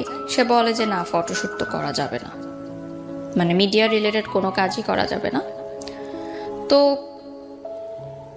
ওই মেয়েটা আমাকে অনেক রিকোয়েস্ট করে। তো আমি বলি যে আচ্ছা ঠিক আছে, আমি ছবিটা তুলবো, বাট এই যে ছবিটা বেশি জায়গায় তুমি প্রকাশ করো না, কারণ আমার হাজবেন্ড জানে না।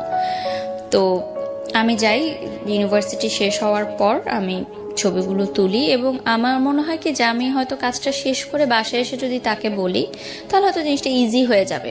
আর বিষয়টা তো এমন না যে খুব মানে বিলবোর্ড হয়ে যাচ্ছে আমার, আমি টেলিভিশনে চলে আসছি। এটা জাস্ট একটা অনলাইন পেজের জন্য, এবং সেই পেজটা জাস্ট নতুন একটা পেজ, জাস্ট ছবিগুলো দেওয়ার জন্য।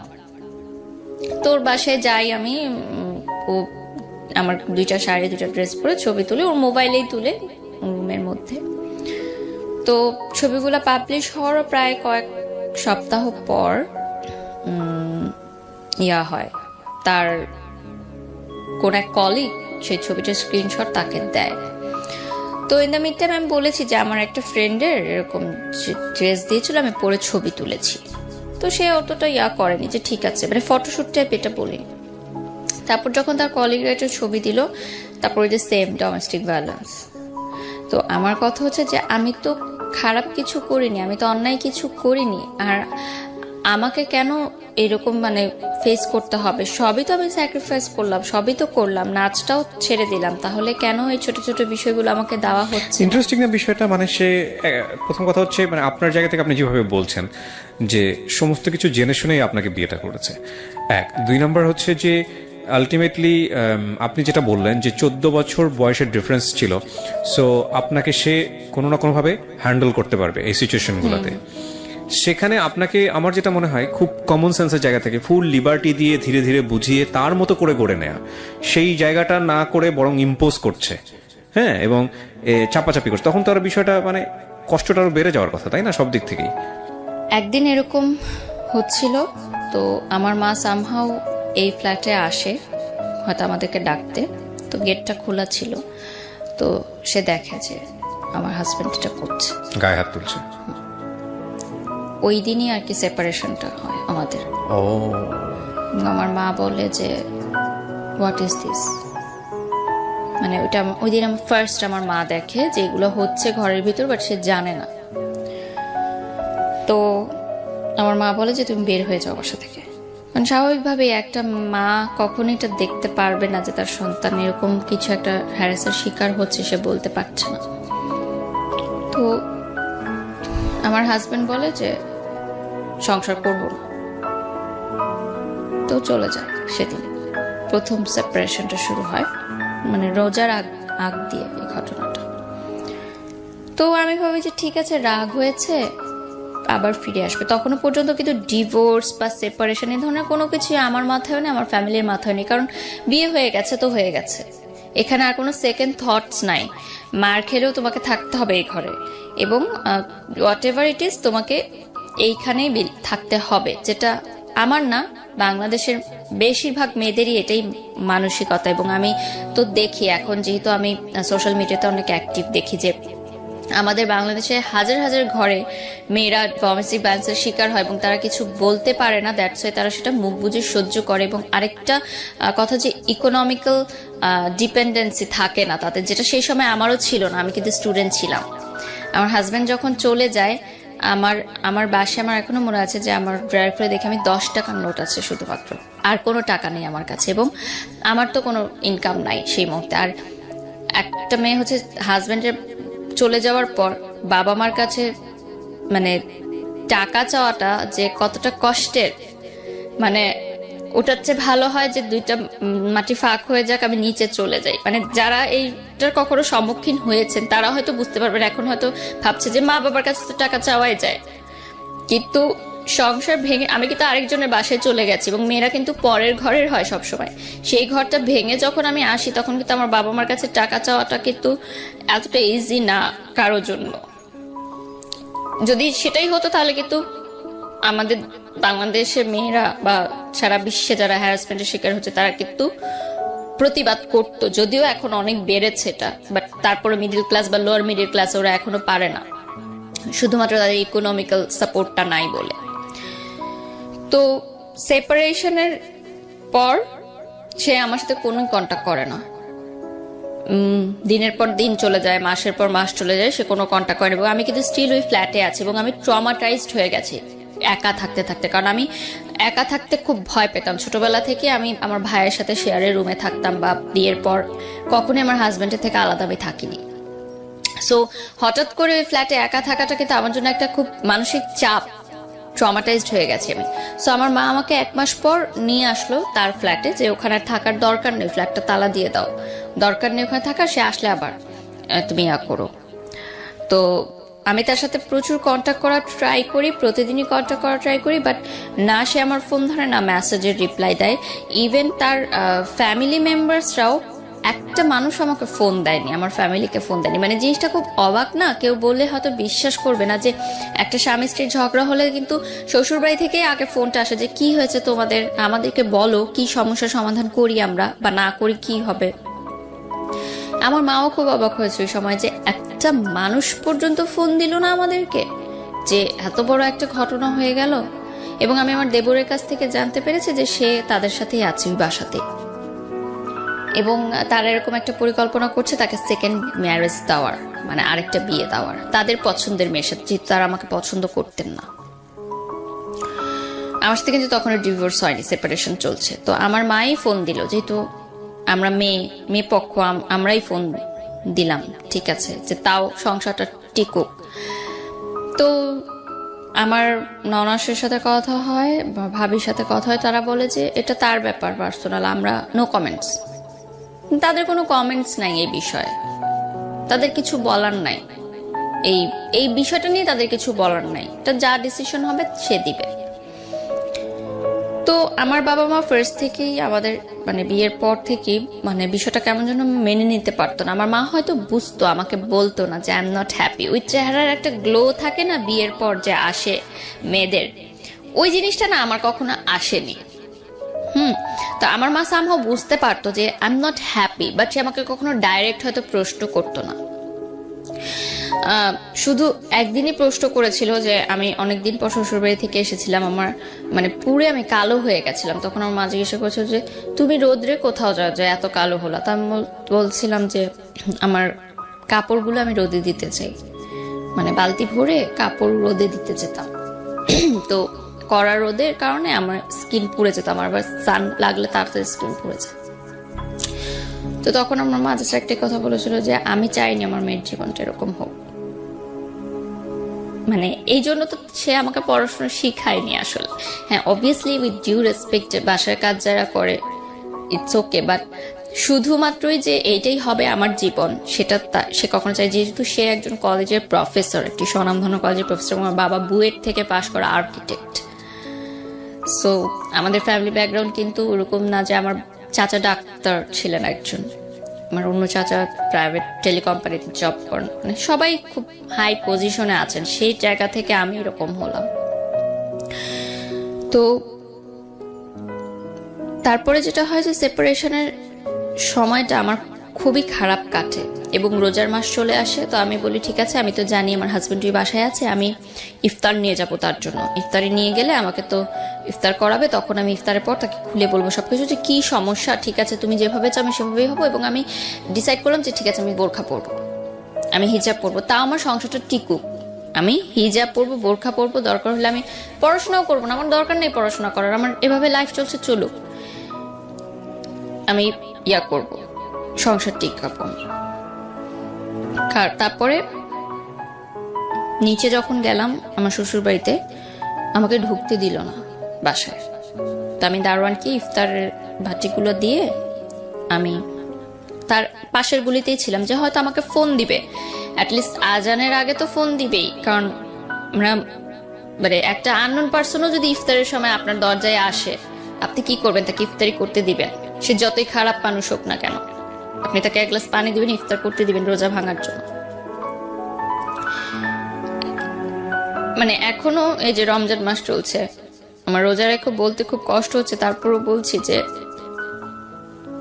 রোজার মাসটা আসলে আমার একদম ভালো লাগে না। সবাই বলে যে সবাই অপেক্ষা করে মাসের জন্য, কিন্তু এই মাসটা আসলে আমি ভালো থাকতে পারি না। আমার এখনো মনে পড়ে যে উত্তরা হাই স্কুলের উল্টা দিকে যে ফুটপাথটা আছে উত্তরাতে, আমার শ্বশুর বাড়ি ওই সেক্টরে ছিল। আজান দিচ্ছে, আমি তখনও বসা, আমি ফোনের অপেক্ষায় যে আমাকে ফোন করবে, ফোন করেনি। আমি ওখানে বসা, আমার কাছে পানিও নাই, সব দোকানপাট, ওখানে কোন দোকানপাট ছিল না। তো ওই যে বিনামূল্যে ইফতার বিতরণ করে না, তারা এসে আমাকে একটা প্যাকেট দিয়ে গেল এবং তারা গাড়ি দিয়ে যাচ্ছিল, প্যাকেটটা ছুড়ে দিয়েছে, আমাকে এসে দেয়ও নি। সো দ্যাট টাইম আমার মনে হয়েছে যে আমার লাইফ কোন পর্যায়ে চলে গেছে, যে আমি রাস্তায় বসে আছি, আমাকে ইফতারের প্যাকেট ছুড়ে দিয়ে চলে গেল। মানে আমি কি ভিখারির পর্যায়ে চলে গেলাম? আমার জীবনটা তাহলে কোথায় গেল? এবং আমার হাজবেন্ড, যার সাথে আমি 3-3.5 বছর সংসার করেছি, তার কি একটু বাঁধলো না যে আমি ইফতারটা করেছি কিনা, আমি পানিটা খেয়েছি কিনা? মানে কি এমন হলো যে এতটা নিষ্ঠুর হয়ে যায় একটা মানুষ? তো আমি জাস্ট পানির বোতল থেকে পানি খাই, আমি ইফতারটা খাই না, আমি চলে যাই বাসায় গিয়ে আমি আমার মাকে বলি যে হ্যাঁ আমি ইফতার করেছি। আমি কিন্তু এগুলো বলি না, বললে আমার মা সেটা নিতে পারবেন না। আমি না ছোটবেলা থেকে সবসময় চেয়েছি যে আমার প্রবলেমগুলো আমার মধ্যেই থাকুক, কারণ আমি ছোট থেকে দেখেছি আমার মা অনেক কষ্ট করে আমাদেরকে আয় করে, চাকরি করে, টিউশনি করে আমার ভাইকে আমাকে বড় করেছে, এবং যৌথ পরিবার ছিল, অনেক মানুষ ছিল, সবার মধ্যে থেকে আমাদেরকে ভালো রেখেছে। তা আমি চাইনি যে এক্সট্রা কোনো হ্যারাসমেন্ট মানে তাকে হোক, তার কোনো চিন্তা হোক আমাকে নিয়ে এক্সট্রা। এই জন্য আমি তাকে কখনো এগুলো শেয়ার করতাম না। তো তারপরে আমি তাকে ফোন দিয়ে বলি যে আমি কি অপরাধ করলাম যে এরকম হয়ে যাচ্ছে। ইন দ্য মিড টাইম আমার স্কুল মানে ইউনিভার্সিটির একটা ফ্রেন্ড আছে, ও চিটাগং এর ছেলে ছিল। আমার শ্বশুর বাড়ি যেহেতু চিটাগং এ, ও আমাকে বলে যে দোস্ত আমার কেন যেন মনে হচ্ছে এখানে বিষয়টা একটু অন্যরকম। হ্যাঁ, আমার মনে হয় কি তুই তো বিয়ের আগে কখনো ওনার সম্পর্কে কোনো মানে হিস্ট্রি জানিসনি। একটা বিয়ের আগে অ্যারেঞ্জ ম্যারেজে ছেলে বা মেয়ের হিস্ট্রি কিন্তু জানাটা খুবই ইম্পর্টেন্ট, যে সে পাস্টে কি ছিল বা কি। সে ফুল পড়াশোনা চিটাগংয়ে করেছে, তারপর ঢাকায় এসে সে চাকরি করতো। সে আমাকে বলে যে আচ্ছা তুই আমাকে একটু ওনার ইউনিভার্সিটির ঠিকানাটা দে, আমি ওই ব্যাচের যে ছেলে মেয়েরা ছিল তাদের কাছ থেকে একটু ইনফরমেশন নেই যে আসলে সে কেমন মানুষ ছিল, মানে হঠাৎ কি এমন হলো এরকম। একটা অবাক ঘটনা আমি জানতে পারি যে তার আগেও একটা বিয়ে হয়েছিল। মানে এটা তার সেকেন্ড ম্যারেজ ছিল, যেটা সে আমার কাছে গোপন করেছিল। এবং ওই ইউনিভার্সিটিতে ওই ব্যাচের সবাই এটা জানে, এবং চিটাগংয়ে সবাই জানতো যে সে ম্যারিড ওই মেয়েটার কথা। এবং ওই মেয়েটার কথা আমিও জানতাম। সে আমাকে বলছিল যে তার এক্স গার্লফ্রেন্ড তার সাথে জাস্ট প্রেম ছিল ইউনিভার্সিটি লাইফে, সেটা পরে ভেঙে গেছে। কিন্তু সেটা যে বিয়ে পর্যন্ত গড়িয়েছে সেটা আমাকে কিন্তু সে বলেনি। এটা আপনি শুনলেন চারপাশ থেকে, কিন্তু প্রমাণ কি পেলেন?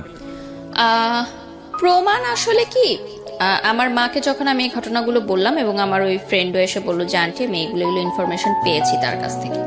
এবং আমাকে যে মেয়েটার নাম বলেছিল আমি কিন্তু ওই ফ্রেন্ডকে নামটা বলিনি, যে আমি বলছি তুই জাস্ট ইনফরমেশন নে।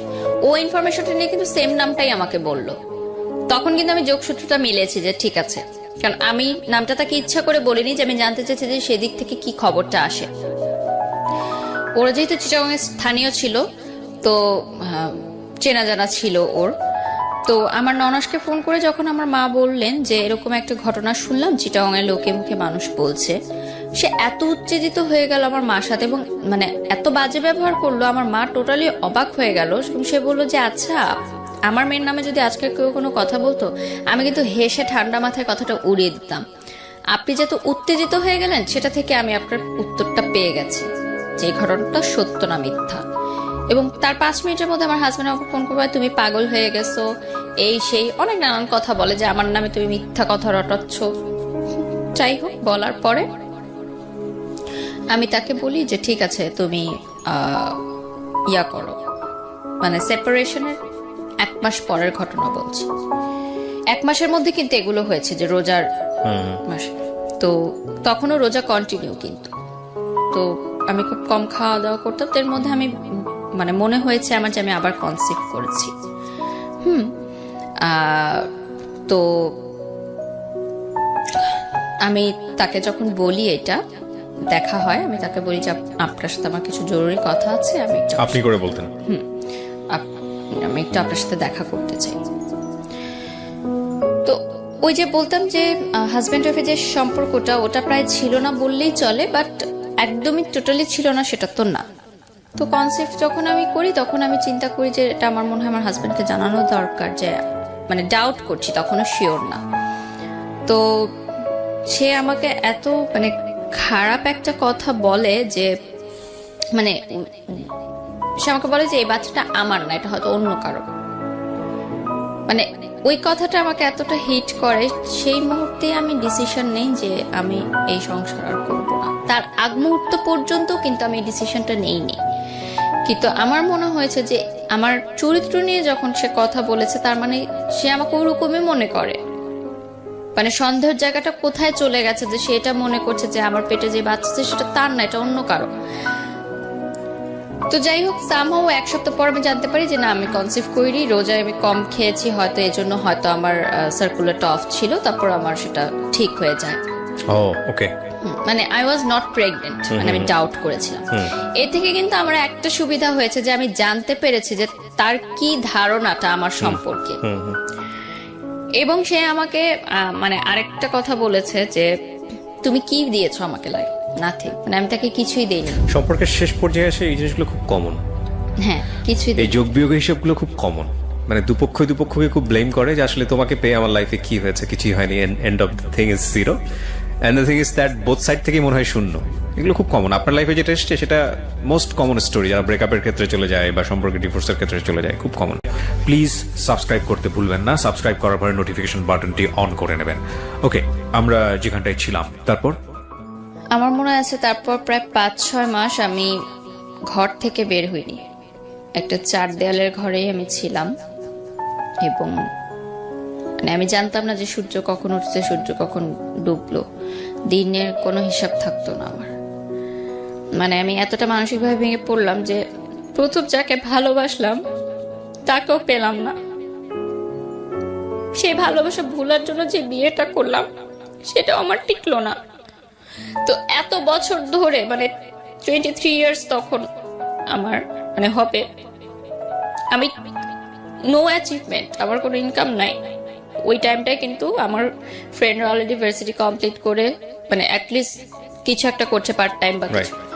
আমি সিদ্ধান্ত নিই যে না, এভাবে 5 মাস থাকার পর আমার মনে হয় যে আমি খুব মেন্টালি ডিপ্রেসড, আমি ব্রোক ডাউন এবং আমাকে মুভ অন করতে হবে।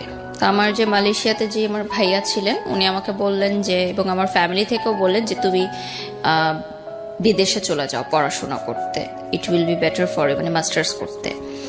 কারণ আমার রিলেটিভসরা বাংলাদেশে যেরকম হয়, রিলেটিভদের হাজারো প্রশ্ন, কি হয়েছে, মেয়ে কেন এখনো বাপের বাড়িতে থাকে, হাজবেন্ড কোথায়, নিজের ঘরের খাবার নাই, অন্যের জিনিস নিয়ে ফ্যামিলি প্রোগ্রামে কেন অ্যাটেন্ড করছে না, হাজবেন্ড ওয়াইফ সহ এভরিথিং। অ্যান্ড আমরা যেহেতু স্থানীয় ছিলাম, সো বুঝতো যে আমার হাজবেন্ড আর বাসায় আসে না এই বাসায়। সো এলাকার মধ্যেও কিন্তু একটা কথাবার্তা শুরু হয়ে গেছিল যে মনে হয় মেয়ের তালাক হয়ে গেছে। তখনও কিন্তু স্টিল আমার ডিভোর্স হয়নি। তো সেই সময়টা আমি চিন্তা করলাম যে আমার হাতে কোনো টাকা নেই, আমি কি করব। তো আমার বললাম যে স্কলারশিপ আমি পেতাম। তো আমার লাস্ট স্কলারশিপে যে টাকাটা আমাকে 3,500 করে টাকা দেওয়া হতো বোর্ড থেকে, সেই টাকাটা আমি তুললাম। তোলার পর আমি মনে করলাম যে আমার মাই বললো আমার ফ্যামিলি থেকে যে নাচের ক্লাসটা আবার কন্টিনিউ করতে। এটা কি মানে তখনও ডিভোর্স হয়নি? না, সেপারেশন। ওকে। কারণ এভাবে ঘরে থাকলে তো আমি পাগল হয়ে যাব। আর তখন আমার ভার্সিটি কিন্তু সেমিস্টার শেষ, জাস্ট থিসিস পেপার বাকি, ওটা কিন্তু বাসায় বসেই করতে হচ্ছে আমার। তো নাচের ক্লাস কন্টিনিউ শুরু করলাম। শুরু করার পর তখন আর্নিংটাই আমার কাছে মেইন ছিল। তো বিদেশে যাব পড়ালেখা করতে, এরকম একটা প্রিপারেশন নিলাম। মালয়েশিয়াতে যাব, স্টুডেন্ট ভিসা প্রসেসিং করতে বেশ কিছু টাইম লাগে। সেই টাইমের মধ্যে আমি নাচটা শুরু করি আবার, এবং ফটোশুটও শুরু করি। যে কাজগুলো আমি এর আগে না করে দিয়েছিলাম সেগুলো শুরু করি। একটা কথা এখানে মেনশন করা জরুরি যে সেই সময় মিডিয়ায় কাজ করাটা ইম্পর্টেন্ট ছিল না, আমার জন্য ইম্পর্টেন্ট ছিল টাকাটা। আমার চলতে হবে, আমার টাকাটা লাগবে। এবং আমি স্টুডেন্ট ভিসার জন্য যেই সব প্রিপারেশনের খরচ লাগছে, যাওয়া আসা বা টুকটাক যে খরচ, ওগুলো চাচ্ছিলাম যে আমি দিই। বড় অঙ্কের টাকাটা আমার পরিবার থেকেই দেওয়া হয়েছে, আমার মা যথেষ্ট সহযোগিতা করেছে সেদিক থেকে।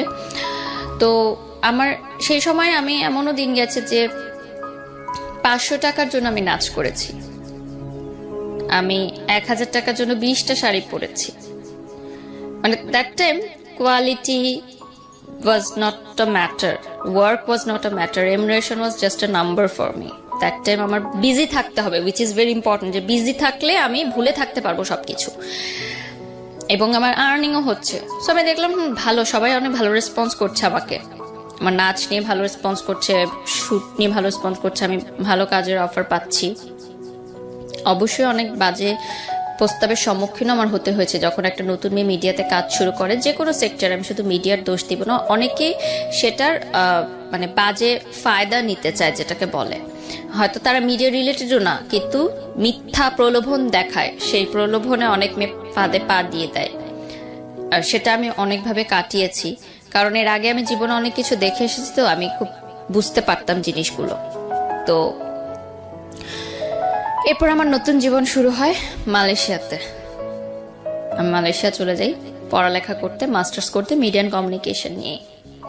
আমার যে ভাইয়াটা ছিল, আমি ডর্মে উঠে গিয়ে আমাদের ইউনিভার্সিটির, আর যেহেতু নতুন দেশ, কিছু চিনি না, সো অবভিয়াসলি উনি হাতে ধরে সবকিছু চিনায়, মালয়েশিয়ার প্রতিটা রাস্তা, রোড, পড়াশোনা কিভাবে করতে হবে। এই ভাইয়াটা কি মানে আপনার এক্স বয়ফ্রেন্ডের best friend, still now best friend ছিল, বাট তাকে নিয়ে আমার কোনো কথা হতো না। জাস্ট জানতাম হ্যাঁ সে ভালো আছে, তার এখনো বিয়ে হয়নি, সে ভালো আছে এবং সে লয়ার হয়ে গেছে। এখানে একটা টুইস্ট হচ্ছে যে মালয়েশিয়াতে যাওয়ার আগে, স্টুডেন্ট ভিসা নেওয়ার আগে, যখন আমি এয়ারপোর্টটা পার হব, আমার কিন্তু পাসপোর্টে আমি মানে সিঙ্গেল করেছিলাম পাসপোর্টটা, সো তার আগে আমার ডিভোর্স দেওয়াটা জরুরি ছিল। আমার ডিভোর্সের লিগ্যাল লয়ার ছিল আমার এক্স বয়ফ্রেন্ড, কারণ দ্যাট টাইম আমি কাউকে চিনতাম না, মানে কোনো লয়ার চিনতাম না, এবং আমি ফ্যামিলিতে বলিনি যে আমি ডিভোর্স সাইন করছি, কারণ আমার ফ্যামিলি বলেছে যে তুমি ডিভোর্স দিও না যতক্ষণ না পর্যন্ত ছেলে ডিভোর্স দেয়। এবং আরেকটা কথা যে আমার দেনমোহর কাবিননামা কোনো টাকাই আমার শ্বশুরবাড়ি বা আমার হাজবেন্ড পরিশোধ করেনি। যাই হোক, ওইটা আলাদা একটা চ্যাপ্টার। কিন্তু আমার কাছে এখানে সবচেয়ে বড় টুইস্টের জায়গাটা হচ্ছে আপনার এক্স বয়ফ্রেন্ড। তো এক্স বয়ফ্রেন্ড কি মানে প্রফেশনালিজমের জায়গাটা থেকে, প্রফেশনালিজমের জায়গা থেকে বলেছে? প্রফেশনালিজমের জায়গা থেকে, কিন্তু সে উইদাউট ফ্রি আমাকে এই কাজটা করে দিয়েছে। ডিভোর্স পেপার সব রেডি করতে যে টাকাটা লাগে সেটা আমাকে সে ফ্রি করে দিয়েছে, এবং সে অনেকটা গিলটি ফিল থেকে এই কাজটা করেছে হয়তো, কারণ সে সবই তো জানে যে কি কারণে আমি বিয়েটা হয়েছে এবং কি কারণে আমার সংসারটা ভেঙেছে। এবং সে আপনি কি এগুলো শেয়ার করতেন তার সঙ্গে? মানে শেয়ারের মতো জায়গা কি তৈরি তার হয়েছিল? বেস্ট ফ্রেন্ডের সাথে শেয়ার করতাম, তো তার সে বেস্ট ফ্রেন্ড তার মাধ্যমে জানতো। তো আমাকে, যেহেতু আমার হাতে তখন কোনো টাকা ছিল না, তো ভাইয়া বলে যে তুমি ওর মাধ্যমে করাও এটা, তাহলে তোমার কোনো টাকা খরচ হবে না, আমি ওকে বলে দিচ্ছি, ও সমস্ত কাগজপত্র রেডি করে তোমার বাসায় দিয়ে যাবে, আমাকে কোর্টেও যেতে হবে না। অন্য কোনো লয়ার সেট করলে হয়তো আমাকে কোর্টে যেতে হতো বা কিছু করতে হতো। তো আমার বাসার কাছে সে একটা রেস্টুরেন্টে নিয়ে আসে ডিভোর্স পেপার, তো আমি সাইন করে দিই। আমি অনেক কান্না করি সেদিন, মানে সে আমার চোখের দিকে তাকাতে পারছিল না। সে জাস্ট বলছিল তাড়াতাড়ি সাইন করো, আমার কাজ আছে, আমার যেতে হবে। মানে আমি সেদিন প্রথম লাইফে এত বছরে তার সাথে মানে একটু লাউড কথা বলেছি যে আমি এখানে ডিভোর্স পেপার সাইন করতেছি আর তোমার এখনো কাজের তারা। তুমি কি বুঝতে পারছো আমার জীবনটা এলোমেলো হয়ে গেছে তোমার জন্য? সে আমার চোখের দিকে তাকাতে পারছিল না, একবারও সে তাকায় নাই, আমার দিকে মুখ তুলেও সে তাকায় নাই, এবং মানে এমন একটা অ্যাটিটিউড করছিল যে সে চিনে না আমাকে, আমি কে। সে একজন লয়ার, আমি তার ক্লায়েন্ট। তো ডিভোর্স পেপার সাইন করার পর আমি মানে বাসার গেট পর্যন্ত ঢুকে আমাদের সিঁড়ি ঘর থেকে আবার দেখা যায় যে সিঁড়ি দিয়ে উপরে উঠছি কিনা। সিঁড়ি ঘরে একটা জানালা আছে, তো আমি জানালা দিয়ে দেখি সে নিচে দাঁড়িয়ে আছে, দেখার জন্য আমি সিঁড়ি দিয়ে উপরে উঠছি কিনা উপরে। তো উপরে ওঠার পর আমি তাকে ফোন দিই, আমি কি ব্যাপার তুমি তাকিয়েছিলা কেন? কি আমি জাস্ট দেখতে যাচ্ছিলাম তুমি সেফলি ঘরে পৌঁছালো কিনা। মানে সেও বুঝেছে যে এই সিচুয়েশনটা যে একটা মেয়ের হচ্ছে সেটা সেই ঘটনা থেকেই। তখন আপনি তাকে লাভ করেন? লাভ করি, বাট মানে তখন এমন একটা ইয়া ছিল যে সে ফেরত আসলে আমি তাকে কখনো গ্রহণ করব না। বিশাল একটা অভিমান বা পর্দা তৈরি হয়ে গেছে যে এখন এত কিছু হয়ে গেছে, এখন তো আর পসিবল না। ভয়ঙ্কর রকমের একটা কষ্ট, ঘৃণা। হ্যাঁ, স্টিল লাভ করতাম। আরো কষ্টটা ছিল যে যেই মেয়ের কারণে আমাকে ছেড়ে গেল সেই মেয়ের সাথে কেন তাহলে তুই থাকলি না। এটা তো খুশি হওয়ার কথা, হিউম্যান নেচার সেটাই বলে। এটা আমার কাছে বিষয়টা অন্য, যে আমার ভালোবাসার মানুষ যদি আরেকজনের সাথে হ্যাপি থাকে তাহলে আমি চলে যাব, সে হ্যাপি থাকুক। বাট সে যদি হ্যাপি না থাকতে পারে সেখানে আমার প্রবলেম, যে তাহলে তুই আমাকে ছাড়লি কেন। মানে আমি এইভাবে চিন্তা করি। তো যাই হোক, আমার মালয়েশিয়াতে নতুন লাইফ শুরু হয় ডিভোর্স দেওয়ার পর, এবং এরকম একটা লাইফ আমি কখনো দেখিনি। আমার প্রথম প্লেনে ওঠা, প্রথম বিদেশে যাওয়া, প্রথম সবকিছু দেখা। By the way, plane journey is very boring. আমি আমার ওঠার আগ পর্যন্ত আমি মানুষকে জিজ্ঞেস করতাম যে প্লেনে উঠছেন কেমন লাগছে, উঠছেন? খুবই বোরিং একটা জার্নি, এ ব্যাপারে কোনো সন্দেহ নাই। এর চেয়ে ভ্যানে চড়া অনেক ভালো, 4-5টা দেখা যায় অ্যাটলিস্ট। ওকে, যাই হোক। তো ফার্স্ট রাতে রঙিন দুনিয়া, সবকিছু মানে খুবই ভালো লাগা শুরু হলো, সব এক্সাইটমেন্ট, তো নতুন করে শুরু করা। তো তার মধ্যে কষ্টটা তো ছিলই। তো ওই যে বড় ভাইয়াটার কথা বললাম, that time he was single, এবং সে কিন্তু ছোট থেকে আমাকে দেখে আসছে যে আমি কিভাবে বড় হচ্ছি, একদম ক্লাস 7 থেকে। তো 1 মাস মালয়েশিয়াতে থাকার পর মানে ওনার বন্ধুরাই আমার বন্ধু হয়ে গেল। উনি সবখানে আমাকে নিয়ে যেতেন ঘুরতে, বিভিন্ন মালয়েশিয়ার বিভিন্ন দর্শনীয় স্থান দেখাতে, ঘোরাটোরা হলো। তো 1 মাস পরে সে মানে আমি হালকা হালকা বুঝতাম যে সে আমাকে পছন্দ করে, সামথিং মানে থাকে না যে বন্ধু যে একটু বেশি সম্পর্কটা একটু কেয়ারিংটা, তো আমি বুঝতে পারতাম যে মেবি সে আমাকে লাইক করে, বা হতে পারে এটা সিম্প্যাথির জায়গা থেকে, বা অনেক বছর ধরে চিনে, বা নতুন জায়গায় এসেছি সেটাও আমি কখনো এক্সপ্রেস করিনি, যেটা আমি বুঝতে পারছি। তো মালয়েশিয়াতে যে টুইন টাওয়ার আছে, ওই টুইন টাওয়ারের সামনে সে একদিন রাতে আমাকে প্রপোজ করে যে আমি চাই না তুমি আর কষ্ট পাও, আমি চাই যে আমরা যেহেতু 10 বছর হয়ে গেছে তখন একসাথে আছি, সেটা যে হিসাবেই হোক, আমি চাই যে আমরা একসাথে থাকি বাকিটা জীবন। সেদিন আমার কিন্তু প্রথম টুইন টাওয়ার দেখতে যাওয়া মালয়েশিয়াতে, এবং ওই দিনই প্রপোজটা করে, এবং সে আমাকে বলে যে আমি এতদিন করিনি, আমি ওয়েট করছিলাম যে কবে টুইন টাওয়ার সামনে আসবে, এটাকে আমি সামনে করব। তো আমার কাছে মনে হয় কি সেই সময় যে ভালোবাসা বিয়ে এগুলো কোনো ব্যাপার না। ওনার সাথে যেহেতু আমার আন্ডারস্ট্যান্ডিং লেভেলটা অনেক ভালো ছিল এবং 10 বছর একটা মানুষকে চিনি, তো আমার মনে হয়েছে যে ঠিক আছে, এখন ফ্রেন্ডশিপটাই না হয় আমার লাইফের হয়ে গেল। ওকে ফাইন, মানে আপনার জায়গা থেকে সিগন্যালটা ছিল ইয়েস? ইয়েস ছিল, বাট আমি বলেছি যে আমরা একসাথে ফ্রেন্ডদের মতোই থাকবো, ঠিক আছে, রিলেশন থাকবে, বাট পরবর্তীতে আমরা দেখবো যেটা মানে বিয়ে করব আমরা, বাট এখন ফ্রেন্ড হিসেবে থাকবো। অ্যান্ড ফ্রেন্ড হিসেবেই ছিলাম, কজ 10 বছরের বন্ধুত্ব কিন্তু মানে রাতারাতি প্রেমের সম্পর্কে যায় না। সো আমাদের মধ্যে না ভালোবাসা চেয়ে বড় ছিল কি যে যে বন্ধুত্বের যে সম্পর্কটা এবং কমফোর্ট জোনটা এমন ছিল যে আমি আমার বাবা মার সাথে যেটা বলতে পারতাম না সেটা আমি ওনার সাথে বলতাম। তো দ্যাট টাইম আমি এতটা ব্রোকেন ছিলাম যে আমার মনে হয়েছে যে আমার কারো একটা হাত ধরা দরকার আমার বেঁচে থাকার জন্য, এবং সে আমাকে অনেক ভালোভাবে বুঝতো। লাইক আমি যদি মানে চুপও থাকতাম, কিছু নাও বলতাম, সে বলে দিত যে এখন ওর কফি খেতে ইচ্ছা করছে বা এখন ও পাস্তা খাবে, মানে আমি কিছু বলার আগে সেটা বলে দিত। তো এই জিনিসটা আমাকে অনেক অবাক করতো যে একটা মানুষ এত ভালোভাবে কিভাবে আমাকে রিড করতে পারে। তো শুরু হলো আমার আরেকটা নতুন অধ্যায় লাইফের। সেই সময় সিকিউরিটিও কিন্তু একটা বড় ব্যাপার ছিল, নতুন দেশ, নতুন জায়গা, সবকিছু মিলেই পড়াশোনার হেল্পের ব্যাপারে, এবং একটা পার্ট টাইম জবও করতাম আমি ইনকামের জন্য। তো সবকিছু মিলে ওই সময় আমার দাদি মারা গেলেন, এবং আমার মনে আছে ফ্লাইটের আগের দিন আমার দাদি বলছিলেন, অনেক কান্নাকাটি করছিলেন যে যেও না মা, যেও না, যেও না দাদু, যেও না। তো বলছি কেন যাবো না, কেন, আমি তো আবার আসবো, যদি এটাই শেষ দেখা হয়। তখন আমি বলছি কেন এরকম কথা বলো, এরকম কথা কেন বলো, আমি তো আবার আসবো, আর মালয়েশিয়া তো কাছেই, আমি সেমিস্টার ব্রেকেই চলে আসবো। তো সে যখন মারা যায়, আমার পাসপোর্টটা ইউনিভার্সিটির কাছে ছিল। যারা বিদেশে পড়াশোনা করতে গেছেন তারা হয়তো জানেন যে কিছুদিন 15 দিন ওই ইউনিভার্সিটির কাছে পাসপোর্টটা জমা রাখতে হয়। সো আমি কিন্তু বাংলাদেশে যেতে পারিনি, আমার দাদিকে আমার শেষবার মতো আমি দেখতে পারিনি।